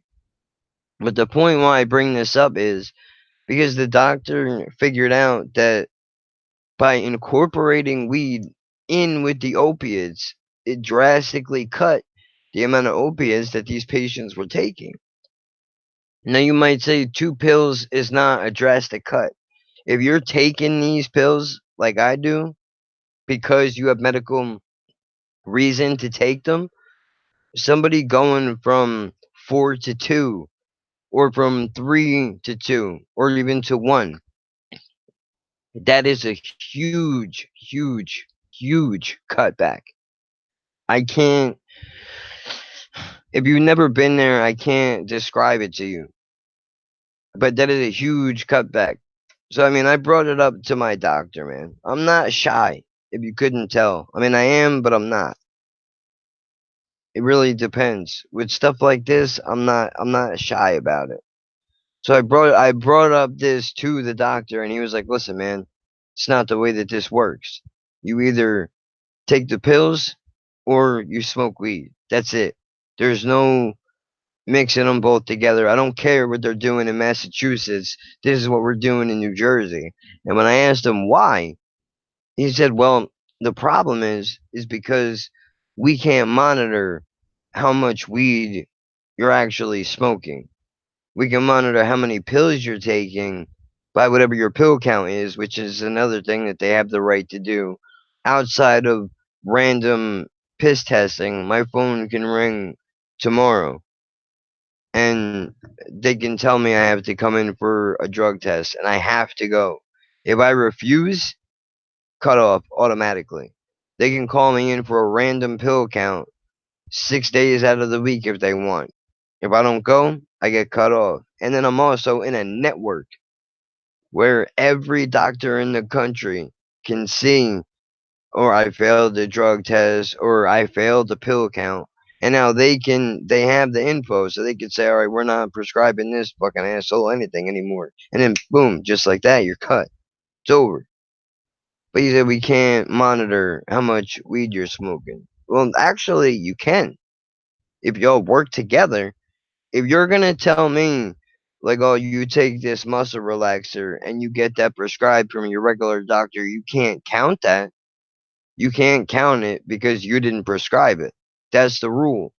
In order for them to count a medication, they have to give it to you. But if you can prove that you're legitimately getting it from a doctor, which by the way, the only other doctor you can see, you can't go to a doctor that prescribes marijuana while you're going to this pain management doctor. I don't know if they all do that, but I'm assuming that they do. So you either have to be on one side or the other, but they can monitor it. And the way that they can monitor it is simple. I could be honest. I can walk in there and be like, look, dude, this is what I'm averaging. I'm averaging, let's go back to what I was saying before. I'm averaging a quarter, a quarter a month. That's what I'm averaging. And you can see it's present in my system. Granted, I'm not probably smoking every single day, but it's there. Okay, there's no other drugs in my system outside of the opiates and the weed. There's not really that big of a problem. But they don't want that because then also it cuts into their profit money, which is a thing that I brought up in the last two videos, which I'm going to delete because they came out all fucked up. But it cuts into their profit margin, and that's what this thing is really all it's about is profit. They don't care about patients, man. They're just looking to make a dollar. Because if they really cared about patients, we have an opiate crisis in our state right now. You can prescribe weed to people, even if you legalized it. I'm sure you would have more people that wouldn't do other drugs It's a guy and a girl. just sitting in a car out there. I looked in the car. What did you talk about? So I what, didn't check if the door was unlocked. so what do you mean it's a guy and a girl? There's girl's perfume in the console with a little bit of condensation in the bottle. So you're saying they're just walking around? I the one door is busted open with the padlock and the drop ladder is down. I'm pretty sure they're having sex in that place or squatting. Oh, the abandoned house? Yep. Sweet. And the cops didn't even go in. There was three officers, and none of them went in. They just checked the backyard, and that was it. And they didn't even like check the full backyard. Yeah, but light up a joint outside, like I was saying before, and haul your ass to jail real quick. But it's all about profit at the end That's of what the I thought day. myself. And Ren walked over with me. Yeah, She was like, I wasn't gonna let her walk, and then look. She called me Delma. And I want to go in the place, but it because it's dark. you don't know. They could be shooting up in there. They could be. Hopefully, they're just having sex and they're gonna leave. But I don't think. No, Ren said that they've been there for a while now. Yeah, so they're probably in there shooting up, or maybe they are squatting. Or But doing both. yeah, probably. But I mean, it's all about profit, man. They see a dollar in it, and that's what this whole thing has been about since the beginning. They didn't want expungement in the beginning because then that would take away that would take away from the fact that then people could actually have a place to live, and maybe they can get into affordable housing or they can get a good job, which I don't understand. This should be what you want for the citizens of your state, not for you to just make a fucking dollar. I understand you got to make your money, but make it so that people have some sort of an advantage, man. I mean, Jesus Christ, you can still make your money and do something good in the process. So now I don't know what is going to happen with this thing. They're going to meet up on Monday. Now I'm really hoping that they just pass this damn thing. Expungement goes through, and that would mean, from what I've read, that would mean that my record would get wiped clean also. Now I've written to assembly members, I've written to the governor, and I did get an email back from the assembly members, which I'm going to try to pull up real quick. I'll read you what I wrote them, and then I'll read you what they wrote back to me. Because I think while I'm here, this would be a good thing. This would definitely be a good thing to cover. Because, not a lot of people, for whatever reason, maybe they don't care or they don't have the balls to write in like I did. But I did it, and I do it again. I want to sit down with the people who run this state. I would love to, because they don't know. They're not on the other side of it. Part of it isn't their fault. They're not on this end of the problem. They're on the opposite end, in their nice houses with their nice cars and passing or shooting down laws by whatever their opinion is. So, they can look at dumb things like people who smoke weed and drive, but then completely ignore the fact that people drink and drive, which is something that I brought up in the email. Okay, we don't want edibles to entice children to take them, or we don't want kids to be smoking weed. Well, look, they're going to they're going to do it regardless. There's more drugs in schools and prisons than anywhere else in the fucking country. And that is a fact, man. Let's see, could this be it? I'm gonna try to load this up.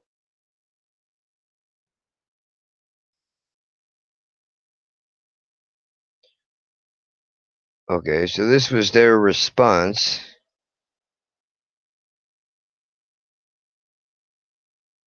but it doesn't have what I wrote to them. So let me star that. Just gonna go right back to the emails real quick. See if I can find, or maybe it's in my sent box. Let's see. Mm, Here we go. Now, I emailed Senator Chris Connors, Assembly Member Brian E. Rumpf, and Assembly Member Diane C. Grove. Now, this is what I wrote to them. I gave them my name, obviously, and then the email is as follows. I'd like to start by saying that I appreciate your time. I know it must not be easy to do your jobs, because I do understand that while they do sit on they do sit on the more comfy end of this dilemma, their jobs are probably not easy. So let me just get the bias out of the way completely and say that I'm not so blinded by my argument for it that I can't understand that. Okay? So, you know, now let's continue. I am writing to you because of a marijuana bill that has been a hot topic as of late. I have a suggestion. While I appreciate your efforts in trying to get this done respectfully, I believe that something is missing. Expungement and affordability, first and foremost, expungement. Now, I told them the same thing that I told you. I told you guys, man, I'm not bullshitting anybody. Not even the people that make the laws in the state. What am I going to do? Hide it? For what? Doesn't do anybody any damn good, man. I might as well take this bad situation that I got myself in trying to take care of myself and use it in some way that is going to be somewhat positive. I got into trouble around 13 years ago for marijuana. I understand that actions have consequences. At the time, medical marijuana was not a topic of conversation. As I'm sure you are well aware, pain management is a difficult process, which it is. While you collectively may feel that there's no reason to ever do wrong, living a life with disabilities, CP and MS, is a hardship most do not understand. At the time, I was using marijuana to ease the pain because medication was not an option due to the fact that it's difficult to prove to someone who isn't affected by these issues that the pain and spasticity are beyond uncomfortable. The issue with the current bill is that there's no mention of expungement, unfortunately. It's been a long road from that point to today. Though I paid my debt to society, my past continues to haunt me. I'm on a fixed income, and due to my past charge, I am rejected from affordable housing, which is true. I mean, we can get into that on another time because I do plan on addressing the housing issue in and of itself because that's important. You know, everybody wants it, nobody wants it in their backyard, man. Same thing with dispensaries. I mean, shit. Which I should look up the Bricktown thing that happened around here before we wrap this thing up. Um, I have not had a run-in with the law since that time. The question then becomes, if marijuana is legal in New Jersey and medical marijuana is available, is it right to have to live with a life sentence, so to speak, holding me back from trying to be able to get an affordable place to live in the state that I'm in? Is that really right? Even if you're against it, I mean, think about that for a second. It's not like I was trying to sell weed to get rich. Any fucking asshole can tell you that selling weed is not the way to make money. That's why you ain't never really seen a drug dealer movie about selling pot. I mean, you have stoner films. Scarface wasn't selling weed, man. He was selling cocaine. There's a reason for that. Cost of living is only increasing as time passes, and the majority of apartments and or houses in general want 4 times the cost of rent. On top of that, each place wants a background and credit check. Needless to say, I have no chance of renting because of the old charge. Having said that, brings me up to the following point, which is affordability. Oh, you have the door locked downstairs? Okay, just checking. Medical marijuana is a great idea, but no, I felt the breeze coming through. I was making sure that the door wasn't open. Where was I at? Oh yeah, medical marijuana is a great idea, but the price is out of reach for people such as myself who had to choose between trying to be able to pay to live somewhat pain free and just being able to pay rent, etc. Again, I mentioned this all before when I was breaking down the weed math. I mean, come on, man, I'm as transparent as you can get, which might be a reason why people don't want to come up in here and have a conversation because they're going to get exposed as possibly being phony. I don't hide behind a fucking Twitter handle, man, trying to pretend to be down for a cause I'm not really down for. I've been in this shit. You know, I'm not trying to get likes and retweets. That's not what I'm doing this shit for. It's not why I started doing shit on this channel. I got stuff that I want to talk about that I don't want to bore my friends with, so I'll bore all of you. Watch it, don't watch it. I don't care. I'm doing this shit for me. Call me selfish. Anyway,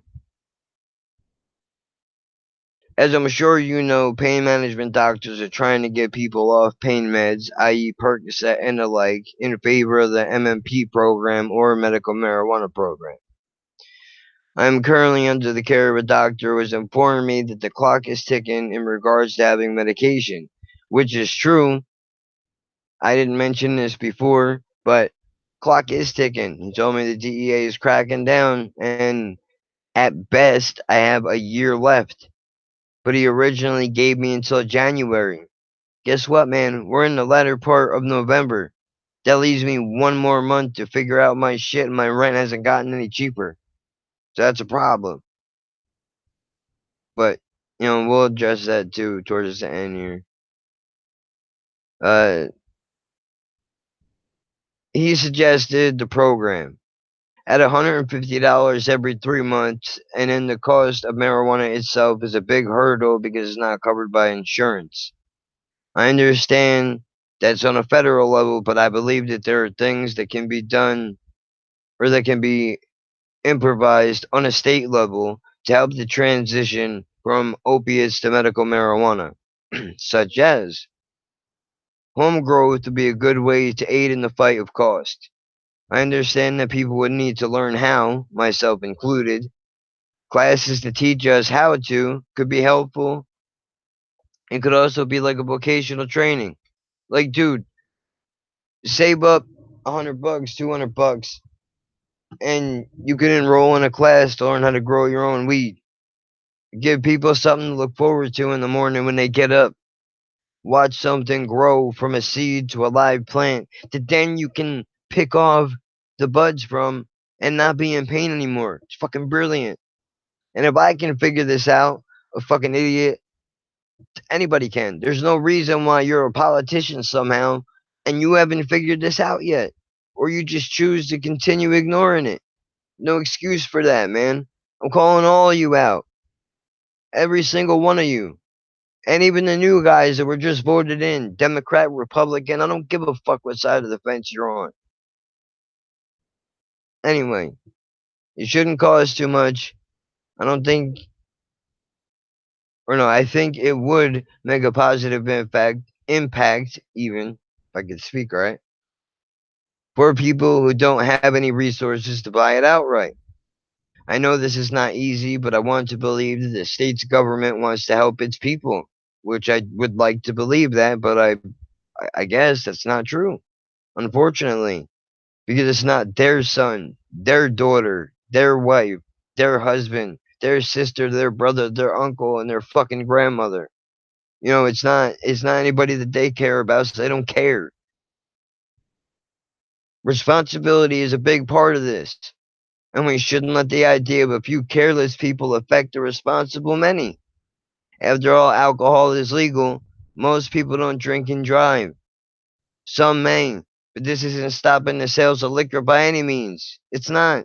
Liquor stores are not getting knocked down anytime soon. If anything, they're building more. They're infusing liquor and ice cream. Save the children. Hashtag save the children. I wish it was. I wish it could just be a joke, man. The sad part is that the hypocrisy that's happening right now is disgusting. Before now, I was not aware that I could reach out in any effort to try and aid change. I vote in elections, pay attention to what's going on with our political events, and I want you all to hear it from people like me who, to be honest, are afraid to communicate because they feel like our voices will not be heard. Or maybe they're scared they're going to get put on a fucking watch list like a sex offender. Possible, who knows, man? But Google is probably already taking care of that. As we speak right now, between Google and Apple, you have no privacy anymore. There's cameras on every block. They're watching everything that you do. Cover up them cameras, man. I may only be one person, but I know change has to start somewhere, and I would like to talk more about this with you in hopes that we can better understand one another and begin to find common ground. If you would be so kind as to contact me. Drop them my phone number and my address. Come and see me anytime. I'm not scared. I'm Bernie Mac in these motherfuckers, man. If you don't know who that is, go look him up.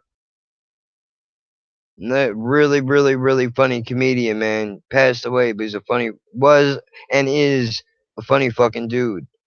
Along with George Carlin and many others.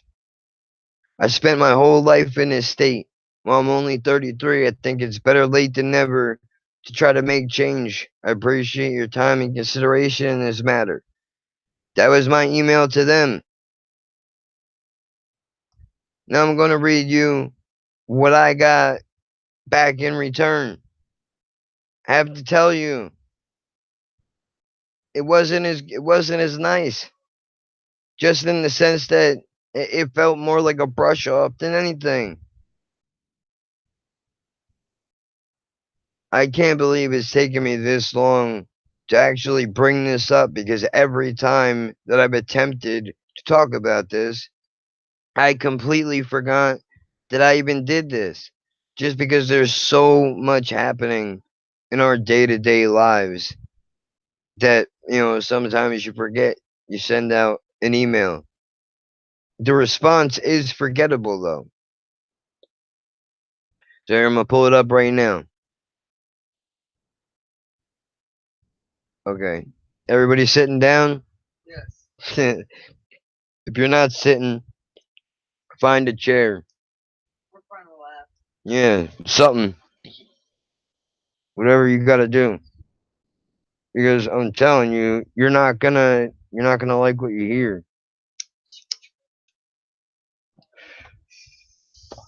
And it's better to fall off a chair than it would be to fall flat on your face. Dear Mister, you don't need to know my last name. That's my new last name now, everybody. This is in response to, oh yeah, this is back in October 2018 and I wrote this fucking email. Well, yeah. No, no, no, I'm sorry. Yeah, October 10th, 2018. I thought I said the 18th. October 10th, 2018, I wrote them that email. When did I get this one? On the 11th. Speedy return. But that's what happens when you got to cut and paste an answer and send it back. This is in response to your October 10th, 2018 email to our Ninth District Legislative Office regarding legalization pertaining to marijuana, currently being debated at the state legislature. Please note that we truly appreciate your heartfelt correspondence explaining your personal background regarding marijuana, but go fuck yourself. That's what I might as well say. But let me tell you it in their words. Very politician like, even. In review, in reviewing your correspondence, we understand your interest, primary concerns, the legislative innovation now being debated that would provide for expungement of past convictions.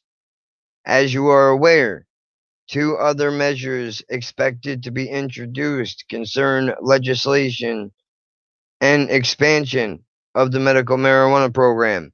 That's already been done. I don't know what they're talking about. That's already finished. It's been expanded. How much further are we going? Are you talking about the other dispensaries that are supposed to be made? Because that's not the same thing as what I'm talking about. But let's go ahead and tackle that argument, even though in the state Senate, you say that you want to keep those two things separate, unless it helps your argument.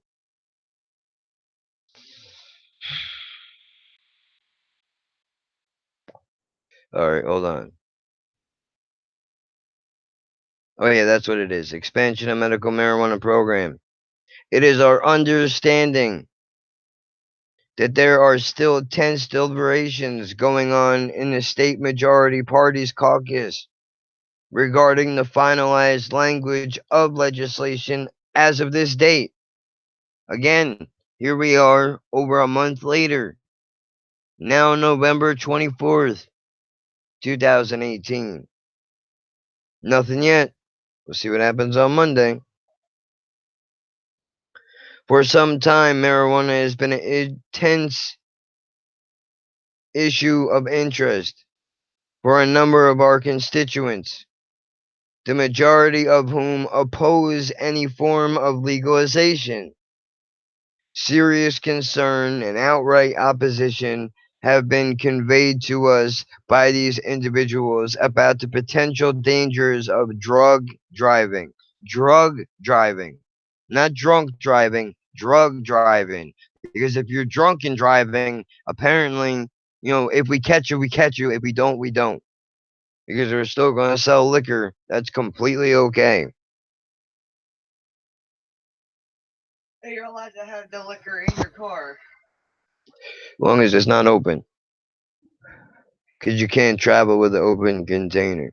If you do travel with it open, you have to have it in your trunk, in where you keep your spare tire. All right, about the potential dangers of drug driving. Marijuana becoming more prevalent in our schools, and the fact that our state and nation is currently facing an opioid epidemic. For sound reasons, we are inclined to strongly agree with these serious concerns that our primarily concern is public safety. To that end, while we understand and respect the argument you have made, our delegation will be opposing the expansion of marijuana use in the state. While we respectfully disagree on this issue, our delegation is confident that we can work together on state issues of mutual interest. Again, thank you for your outreach and valued input. Excuse me. Can I have the attention of the class for 1 second? Um, I don't think I don't think that we're that far apart. And I understand that we may disagree, but why do we have to leave it there? Hmm? As long as alcohol is being packaged, purchased, and sold in the state of New Jersey, there and cigarettes for that matter, there is an argument to be made for marijuana. To that end, let's use some of their fancy language.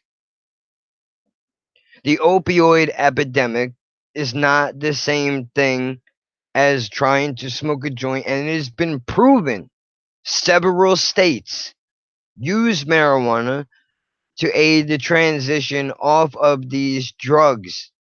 That's a fact. I'm not making that up for my own amusement. I'm not trying to sell you a dream. I'm not pissing on your head and telling you it's raining. This is what it is, man. But for some reason, let's just toss that out the window because it don't agree with our argument. Well, I say fuck that. That's what I say. I say bring me to your constituents. Bring me to them. I want to sit down with each and every one of them. Every member of the state's government. Talk to me. I'm a nobody, but I'm somebody, man. I'm a nobody to you, but I matter to somebody. That should be enough. I vote in elections. I got you your job. You do realize that, right? I voted you in, probably, in certain instances. Even if I didn't vote you in, you work for the state where I live. How can you then turn around and say, well, we don't agree with you, so thanks for your email? Not good enough. Part of politics, again, is to argue until you reach a common ground and whether or not you like one another. I don't have to like these people. They don't have to like me. They don't have to like the language I use. They don't have to like my haircut. They don't have to like my t shirt. They don't have to like my tattoos. They don't have to like my one leg shorter than the other. They don't have to like nothing about me. Doesn't matter. This thing is bigger than me. But that's the problem here, man. Is it feels like I'm all alone. If I could get 20, 30 people on an email chain to talk to these people, I put that shit in my own words. Nobody spoke for me. That's my story. With the number of arrests that go down in this state, just in 2016 alone, there's more people that have my story than people that are against legalization in general. I would say that's also a fact. Loosely stated, but because I don't have the corroborating evidence right in front of my face at the moment. But power in numbers, man. We can make a difference together. But the question then becomes, do you want to make a difference? That's the question you got to ask yourself. Or are you just going to sit and complain that they didn't add in home cultivation? Or at the time, if this bill goes through on Monday, that they didn't add in expungement? Are you just going to sit and cry about it? Or are you going to fucking fire up that email and send out something that matters instead of just tweeting or Facebooking it up with a fucking update that nobody needs? I don't care about what you're eating for breakfast or dinner, man. Go make something happen with your life. One email. It took me 10 minutes to write that damn thing. Again, nobody spoke for me. I would help you write an email, but I want you, if I were to do that, I want your story.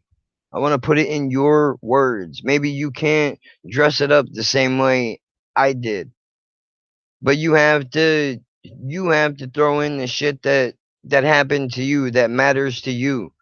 Even if you disagree with them, you should write in about that. If you're against this whole thing, you should write in about that. Do something, man, because not doing anything isn't good enough anymore. We can't just sit back and let this shit happen. We need to speak for ourselves because if we don't speak, no one's going to speak for us. Maybe I care a little bit more than you because I was put through the medical ringer when I was born. Maybe you weren't. Maybe you just want to smoke weed and have a good time. It's perfectly fine. Even if that's the case, you should still try to fight for it. You really should. Because it's not going to happen otherwise. Do you know why this is happening now? Because, the polls that they're putting out are saying that people want it. But that's not why it's happening.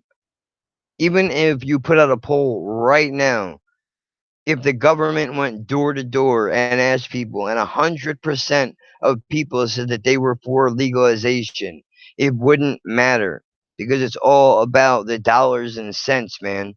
You would think Jay-Z is running the fucking government in this state. I know he lives in New Jersey or did live in New Jersey at one point in time. Is he running the government too? I don't know. Sure as hell seems like it because it's all about the money, man. I mean, fuck, dude. What are we gonna do here? I mean, to bring it back to the politics real quick, if you're voting in elections, man, one thing that is not stressed enough is the fact that not only do we need these people to fight for the issues that matter, but we need them to communicate with one another. You don't have to agree. I know that I just mentioned this with the other thing, but it goes hand in hand in with that. You don't have to agree with one another, but we're gonna fight and find a common ground here. That's what you're elected for. That's what you need to do. It's that simple. That's what has to happen. I don't understand why this shouldn't be difficult. Again, as long as alcohol is bought, packaged, and sold, then it should. Weed has an argument. To that end, they could do things to help the opioid epidemic outside of marijuana. What about a clean needle exchange? Nobody wants people doing heroin, of course not. But there are people that are going to do it anyway. That's just a fact, man. Maybe people think like because they were bullshitted about weed that they're being bullshitted about other drugs. It's an argument that could be made.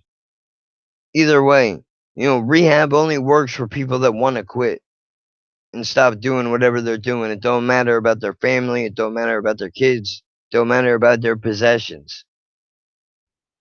That's what it comes down to. Clean needle exchange. You can't spare a volunteer nurse. We can get and people care more about animals than they do for other people. I got nothing against animals. I got a fucking useless cat walking around the house right now somewhere.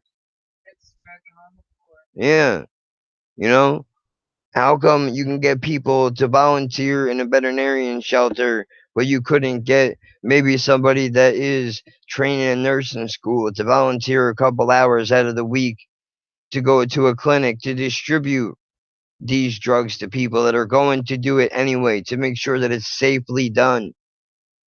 And again, people are gonna say, well, like, then you're encouraging people to do drugs. No, man, they're gonna do it anyway. At least they're doing it safely now. That matters, or have you forgotten about that? And when I say you, I mean the figurative you. Meaning, like, there's a lot of people. There's a lot of people that think like that. You got to stop thinking like that. I know that when them drugs get a hold of you, people do some really messed up shit. In the first stream I ever done on this channel, I got into that a little bit, but that's important, you know. I mean, this is a long, long thing that we're doing here, man. It's more than I keep saying this, but it's more than tweets. It's more than Facebook updates. You got to talk to the people that actually matter. Nothing's going to happen if you just talk to the people that agree with you. You can have, two, 300 likes on a tweet that you're trying to up this strain of how good this strain is. Of course, the people that smoke are going to like it because they already like weed. You got to reach the people that don't like it. Make an argument for that, or is that too difficult for you to do? Maybe it is. Maybe you don't feel like doing that. Well, sometimes you got to do shit you don't want to do, man. For what actually matters, for things that actually matter. Would you do this for other things? Pick a subject, whatever it is that matters to you. Would you do it for that? Would you do it for your kid? Think about that. All you people that have kids, save the children. Hashtag save the children. What about when your kid starts hitting that age where they're going to be experimenting? Now, I don't want to hear that, oh, yo, from the 60s and 70s didn't experiment with shit. Get the hell out of here, man. I heard the stories. I know what went on. Free love and orgies and all that. Don't talk to me about weed like you're look down your nose at me. Come on, dude. Come on, bro. I mean, really. Uh, Call a spade, man. Seriously. It's getting out of hand now with this trash. Trying to act like, this is such a big thing. Save the children. There's more weed in schools than anywhere else. Find a school that you won't see marijuana in. I challenge you. I'll wait. You don't agree with anything I'm saying? Come on. Come on, man. I'm waiting for you. Drop a comment. Hit me on Twitter. I see it that it's a promotional tool. Maybe a lot of people are doing that, but I think that's the problem. Some people, maybe they're just looking to sell magazines or merchandise, hoodies and t-shirts. Not saying anybody specifically, but you know, just the way things are done. But it's bigger than that, man. If you're only in it for profit, then just say that. Just say that. That's all I'm saying. Make your position known because I don't want to be looking at you and thinking that you're really down to try to make change happen, and all you're trying to do is sell some t-shirts or a magazine and get subscriptions, whatever it is that you're trying to do. And on the topic of that, again, Eddie NJ legalize.me, I think the other dude's name is, that I was talking to about certain things that I won't mention just because I'm sure that person don't want their business all out here. They know, y'all know who y'all are. Every one of you, even High Times, all you guys, man. You can invest in it and make some money. But now it's bigger than that. We gotta fight for this shit. And I'm not saying that these people aren't doing that or that High Times isn't doing that. I'm sure that they are. Maybe they're not. That's something to look forward. That's something to look into for upcoming shit. See if we can figure out, are these people really behind what they say, or are they just saying it for effect? It's a good question. That's all I'm saying. So, again, like I said in the beginning of this thing, Hetty NJ, you're on Twitter trying to get people to subscribe to your YouTube channel. Come on my YouTube channel.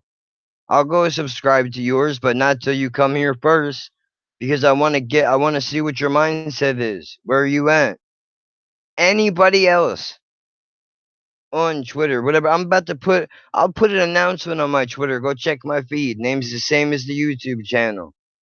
Go watch. You'll see us there. If I say I'm gonna do something, I'm gonna do it. But I'll put it out there, man. Open invite. Anybody. For it or against it. You're just looking to sell merch, say that, man. We're people that are in it to try to make change happen. Let's get some shit done. And I'm not just sitting here talking trash to try to up my viewership. Look at the numbers on my videos, man. But again, it doesn't matter if 100 people watch it or one person watches it. That's not what this is about. I mean, for some people, maybe it is so they get ad revenue. And I understand it's a lane that you can get in to make some money. I applaud that. But the bigger reason for doing it is to try to reach the right person. I want the governor to come across this video. I want the attorney general to come across this video and say, well, I agree with some things he said. I disagree with other things that he said. Why does he feel some type of way? I want to figure this out. Where is this kid at? Where does he come from? What's his story? Well, it's not just what's my story. It's what are everybody's story that's just like me. The thousands of people that are getting arrested every year while you guys are dragging your feet. Stay Senate, I'm looking at you. I'm looking at you right now. The constituents of the assembly members, I'm looking at y'all right now. While you guys are busy doing whatever it is that you guys do in those places. I don't know what you guys are doing. And you know what? That's a problem because it's not really advertised anywhere. That's an issue, man. The only time I hear from you is when you're trying to get an extension on your job. If the NFL worked like that, there would be no fans watching football ever and nobody would bother to burn a Nike sock. Would never happen. Because people need to know what's happening. When a team trades somebody, it's front page news in the city and state that that team is sitting in. But when my politician passes a bill that's going to drastically affect the many thousands of lives of people in that state, you don't hear shit until it's already too late or until somebody can make a dollar off it. That shit got to change, man. It has to change. That's ridiculous. It's wild that I'm sitting here 106 in the morning talking about this. And are there other people that are out there talking like this? I don't know how many of them actually mean it though. That's the problem. I'm sure I can find 100 videos of people that are talking. I know there's one dude, NJ Weedman, who is all in the all in the papers. I'm pretty sure that he beat a case or something like that. And I think he was gonna run for office. I don't know what happened with that though. He keeps saying like as long as weed is illegal, and I'm paraphrasing, I could be getting this completely wrong. If I am, I apologize, but I don't have the shit right in front of me. But he said something along the lines of, as long as they sell their shit, I'm gonna sell mine. Matter of fact, I'll pull up my Twitter real quick so I can see if I can find it. I'll pull up the dude's account so I can give it you word for word what exactly it was that he said, so I don't get it fucked up.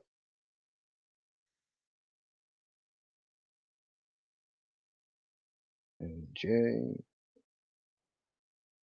and it's fucked up. NJ Weedman.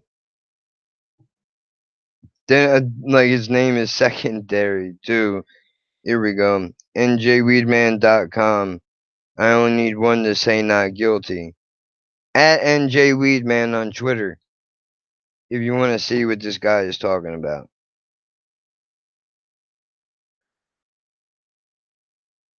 See, look, this is the shit. This is the shit that I'm talking about, man. Scroll down. Not even one tweet after something that I just wrote 10 hours ago, because he said some shit like, the argument for weed is getting really funny. 'Cause I don't understand, or no, he's getting really fun. I don't understand what's fun. Government's getting on my last nerve, dude. Should not be this hard to make a bill. As far as people who aren't for it, I don't think they have all the facts. I said that. It's true. Got no answer back, though. Wonder why that is. Maybe dude's busy. I don't know, couldn't tell you. See a tweet directly under this one. Bunch of weed in containers, leftovers, want to do lunch. That's real cute, man. You out there making change, or you out there trying to make a dollar? What's up? Just tell me what you're trying to do. That's all I want to know, man. Are we fucking around or what? My opinion on this proposed bullshit. This is at NJ Weedman talking. No homegrown, no Negroes.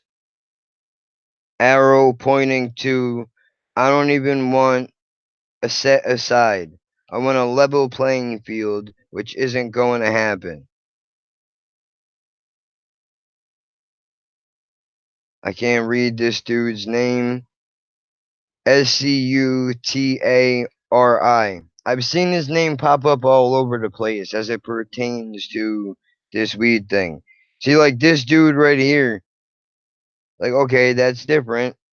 He's actually trying to stand behind something where he's saying that I guess black people they're not getting a fair shake when it comes to owning property as far as dispensaries are concerned. And he's saying if because he's replying to a tweet, or he quoted this tweet, which is, "Here's how New Jersey is likely to legalize marijuana under new bill just unveiled," from NJ.com.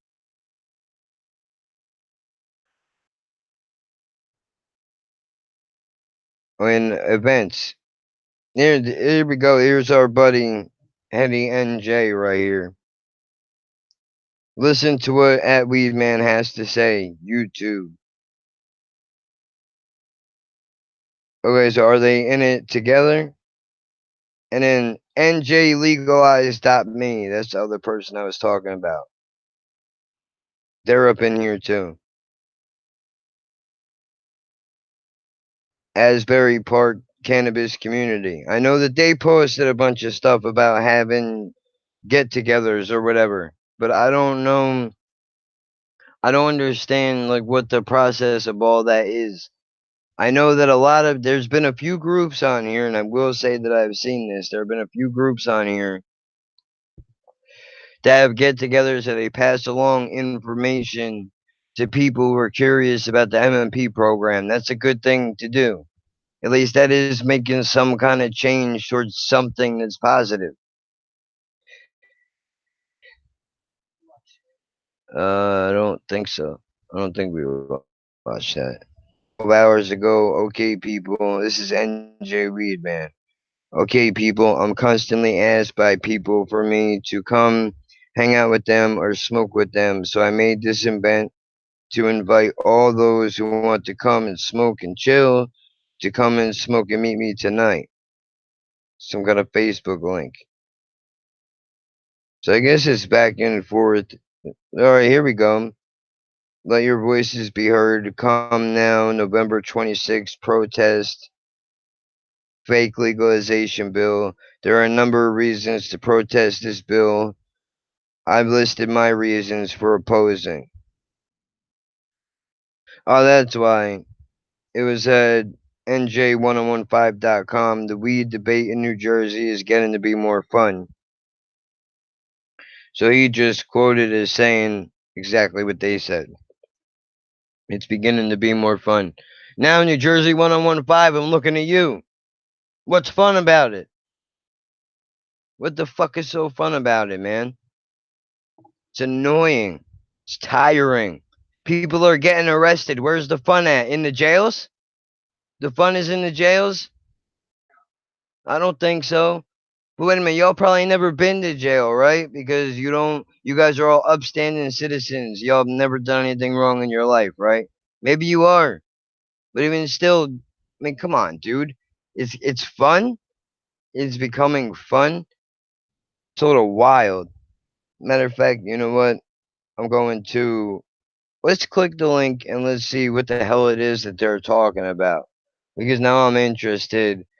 Why is it fun? Before I trash them completely, let's not jump the gun. Even though I already kind of did.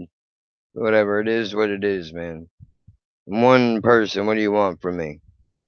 The same as the rest of you. The only difference is I'm up on this mic and I'm actually saying out loud what some of you guys probably think. But that's okay. It is what it is. What do you want me to do? I can't go to the courthouses when there's a group on Facebook and Twitter. New Jersey for marijuana reform, I think they are. They hold meetings and shit where they say you can go in and you can sit there. I can't be there in person because I can't drive and we don't have a car because we can't afford one because of the outrageous rent that we pay. But I talk with them back and forth on Messenger and I sent them my story. They said they were gonna use it to try to make a point. Those people are also out there trying to do shit, make shit happen. That's the reason why the expungement is on the bill. Now I don't know what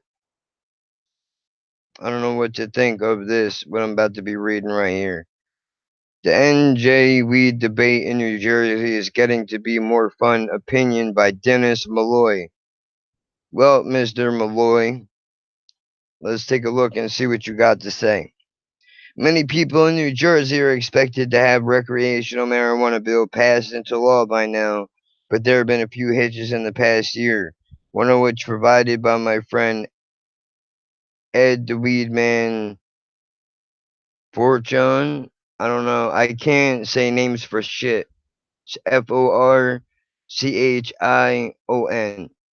who claims the current bill is, yes, racist. Well, what isn't these days? I can agree with that. With all these people out here crying wolf, the real people that are real liberal, everything is a problem with some of these people. But let's see what the argument is. You may recall that he was in prison for almost a year and a half for basically nothing. Believed that he was held for being a pain in the ass, and he is one. But the last time anyone checked, being a pain in the ass is not against the law.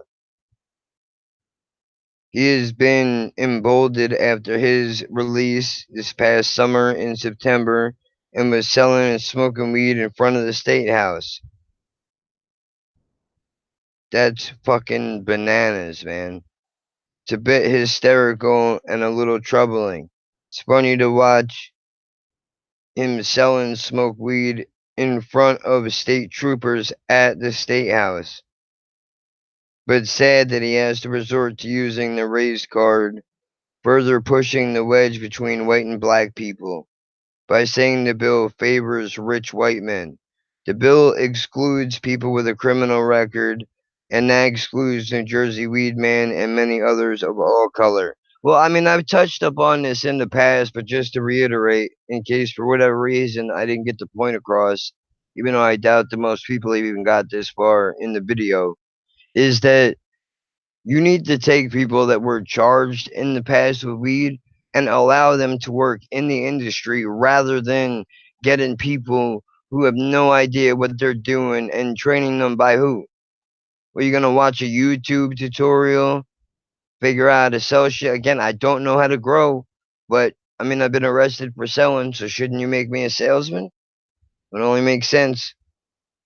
I agree with that. However, expungement is an important thing.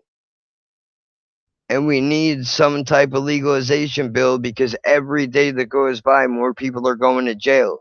So that's another problem we're going to have to try to figure out how are we going to address it.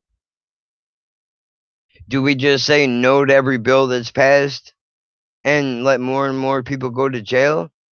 I don't think that's the right thing to do, but I don't think it's right that, black people, whatever the right phrase is to say these days, that they get shut out of the business or that anybody with a charge gets shut out of business. I don't think that's right either. I've told him before that only color involved in this bill is the state's motives is green, money. Well, yeah, we already covered that.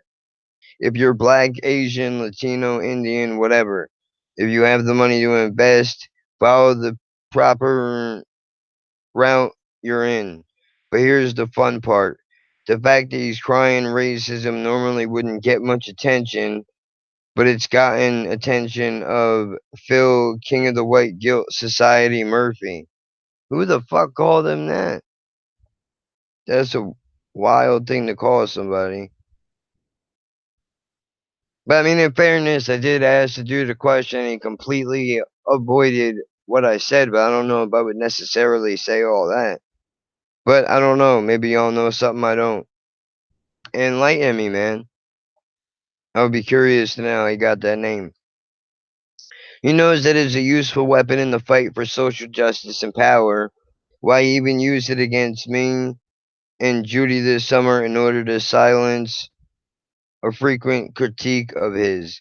If you can't win the argument with facts or even all the money you have, then use the nuclear option of calling your opponent racist. It's the weapon of choice among all good progressives, and I'm getting immense joy at watching how Murphy will untwist his pretzel of a problem he has on his hands. Will he sign the bill that is inherently racist, even though it's not? The folks he hang out with and panders to just might agree with the good old New Jersey weed man. I hope you see the mouth-watering, luscious, delicious irony here that I do. Well, you know what, dude? I call that dude out too. What's his name? Dennis Malloy? Come on over, bro. I mean, clearly you're taking shots, so why don't you come over here and speak your opinion over here? Like first you say you're the dude's friend, but it kind of seems like you're being an underhanded douchebag a little bit. I don't know your relationship, but like, look, dude, are you mad that the governor is not a Republican? Is that what this is about? Because Chris Christie didn't do really much good for this state, except for when he was fighting with other politicians when Sandy happened. But then it was right to the book deal shortly after that. And I'm not saying every politician has to be perfect. God knows Murphy's a fucking banker. So Obviously he's not perfect, but you know what? You're Republican President Trump, and the one thing I'll give him credit for is that this whole thing with the Saudis, is money driven, but at least he had the balls to admit that. Every other president just kisses their ass and doesn't say shit about money, but we all know that's really what it's about. Nobody says it. At least he had the balls to say it. I don't like what those people are doing, and I say those people in the sense that they live in the country all the way over there. So don't be trying to call me racist, motherfucker. I don't hate anybody. I get annoyed with a lot of people, but I don't hate somebody because they're a different color. They believe in shit differently. I don't like it that some dude got chopped up in an embassy somewhere and everybody's supposed to act like that's all cool, but that's a whole separate video. Either way, man. I hate that everything is about, like, both sides do this too. I mean, the dude makes a good point. The weed dude makes a good point in the sense that, look, you gotta let people that have charges into the business. I understand why that would be frustrating because the knowledge is already there. And they could use it in a positive way on the right side of the law. That would be important. Yet at the same time, if you say no to this bill, if expungement is on it and legalization does happen, then more people continue to go to jail. So can't we work on that as a separate issue outside of this? Wouldn't the main component first to be make it legal so that people aren't going to jail still over this, packing up the jails and shit? I'm not sure what this guy thinks, but I mean, I don't know. What do I know? I'm only a white dude with a past criminal history. I can't speak for somebody of a different race than me. Another person, a completely separate person from me that has their own mind and their own way of thinking. I can't speak for anyone else. But I mean, this shit has to get addressed sooner or later. How many times are you going to shoot it down? When there was no expungement, that's wild. You can't have that. At the same time, home cultivation needs to be a thing that gets addressed for the people that can't afford the inflated prices and don't want to buy on the street. That needs to be addressed. But can it be addressed after the fact? I'm not sure if once the bill gets passed, if they all say, fuck it, we did our job, let's go home. Because there's always more to be done. I don't know, man. This is rough. I don't even know how long I've been going on, but it's definitely been over an hour. I know that for sure. But whatever. Anyway, I'm gonna get out of here. So let me just hang up now. Again, if you're on Twitter, if you're trying to sell merchandise or get magazine subscriptions or whatever it is you're trying to do, don't hide that in that you're trying to fight for legalization when you're not. Just say what you mean and mean what you say. It's not that difficult.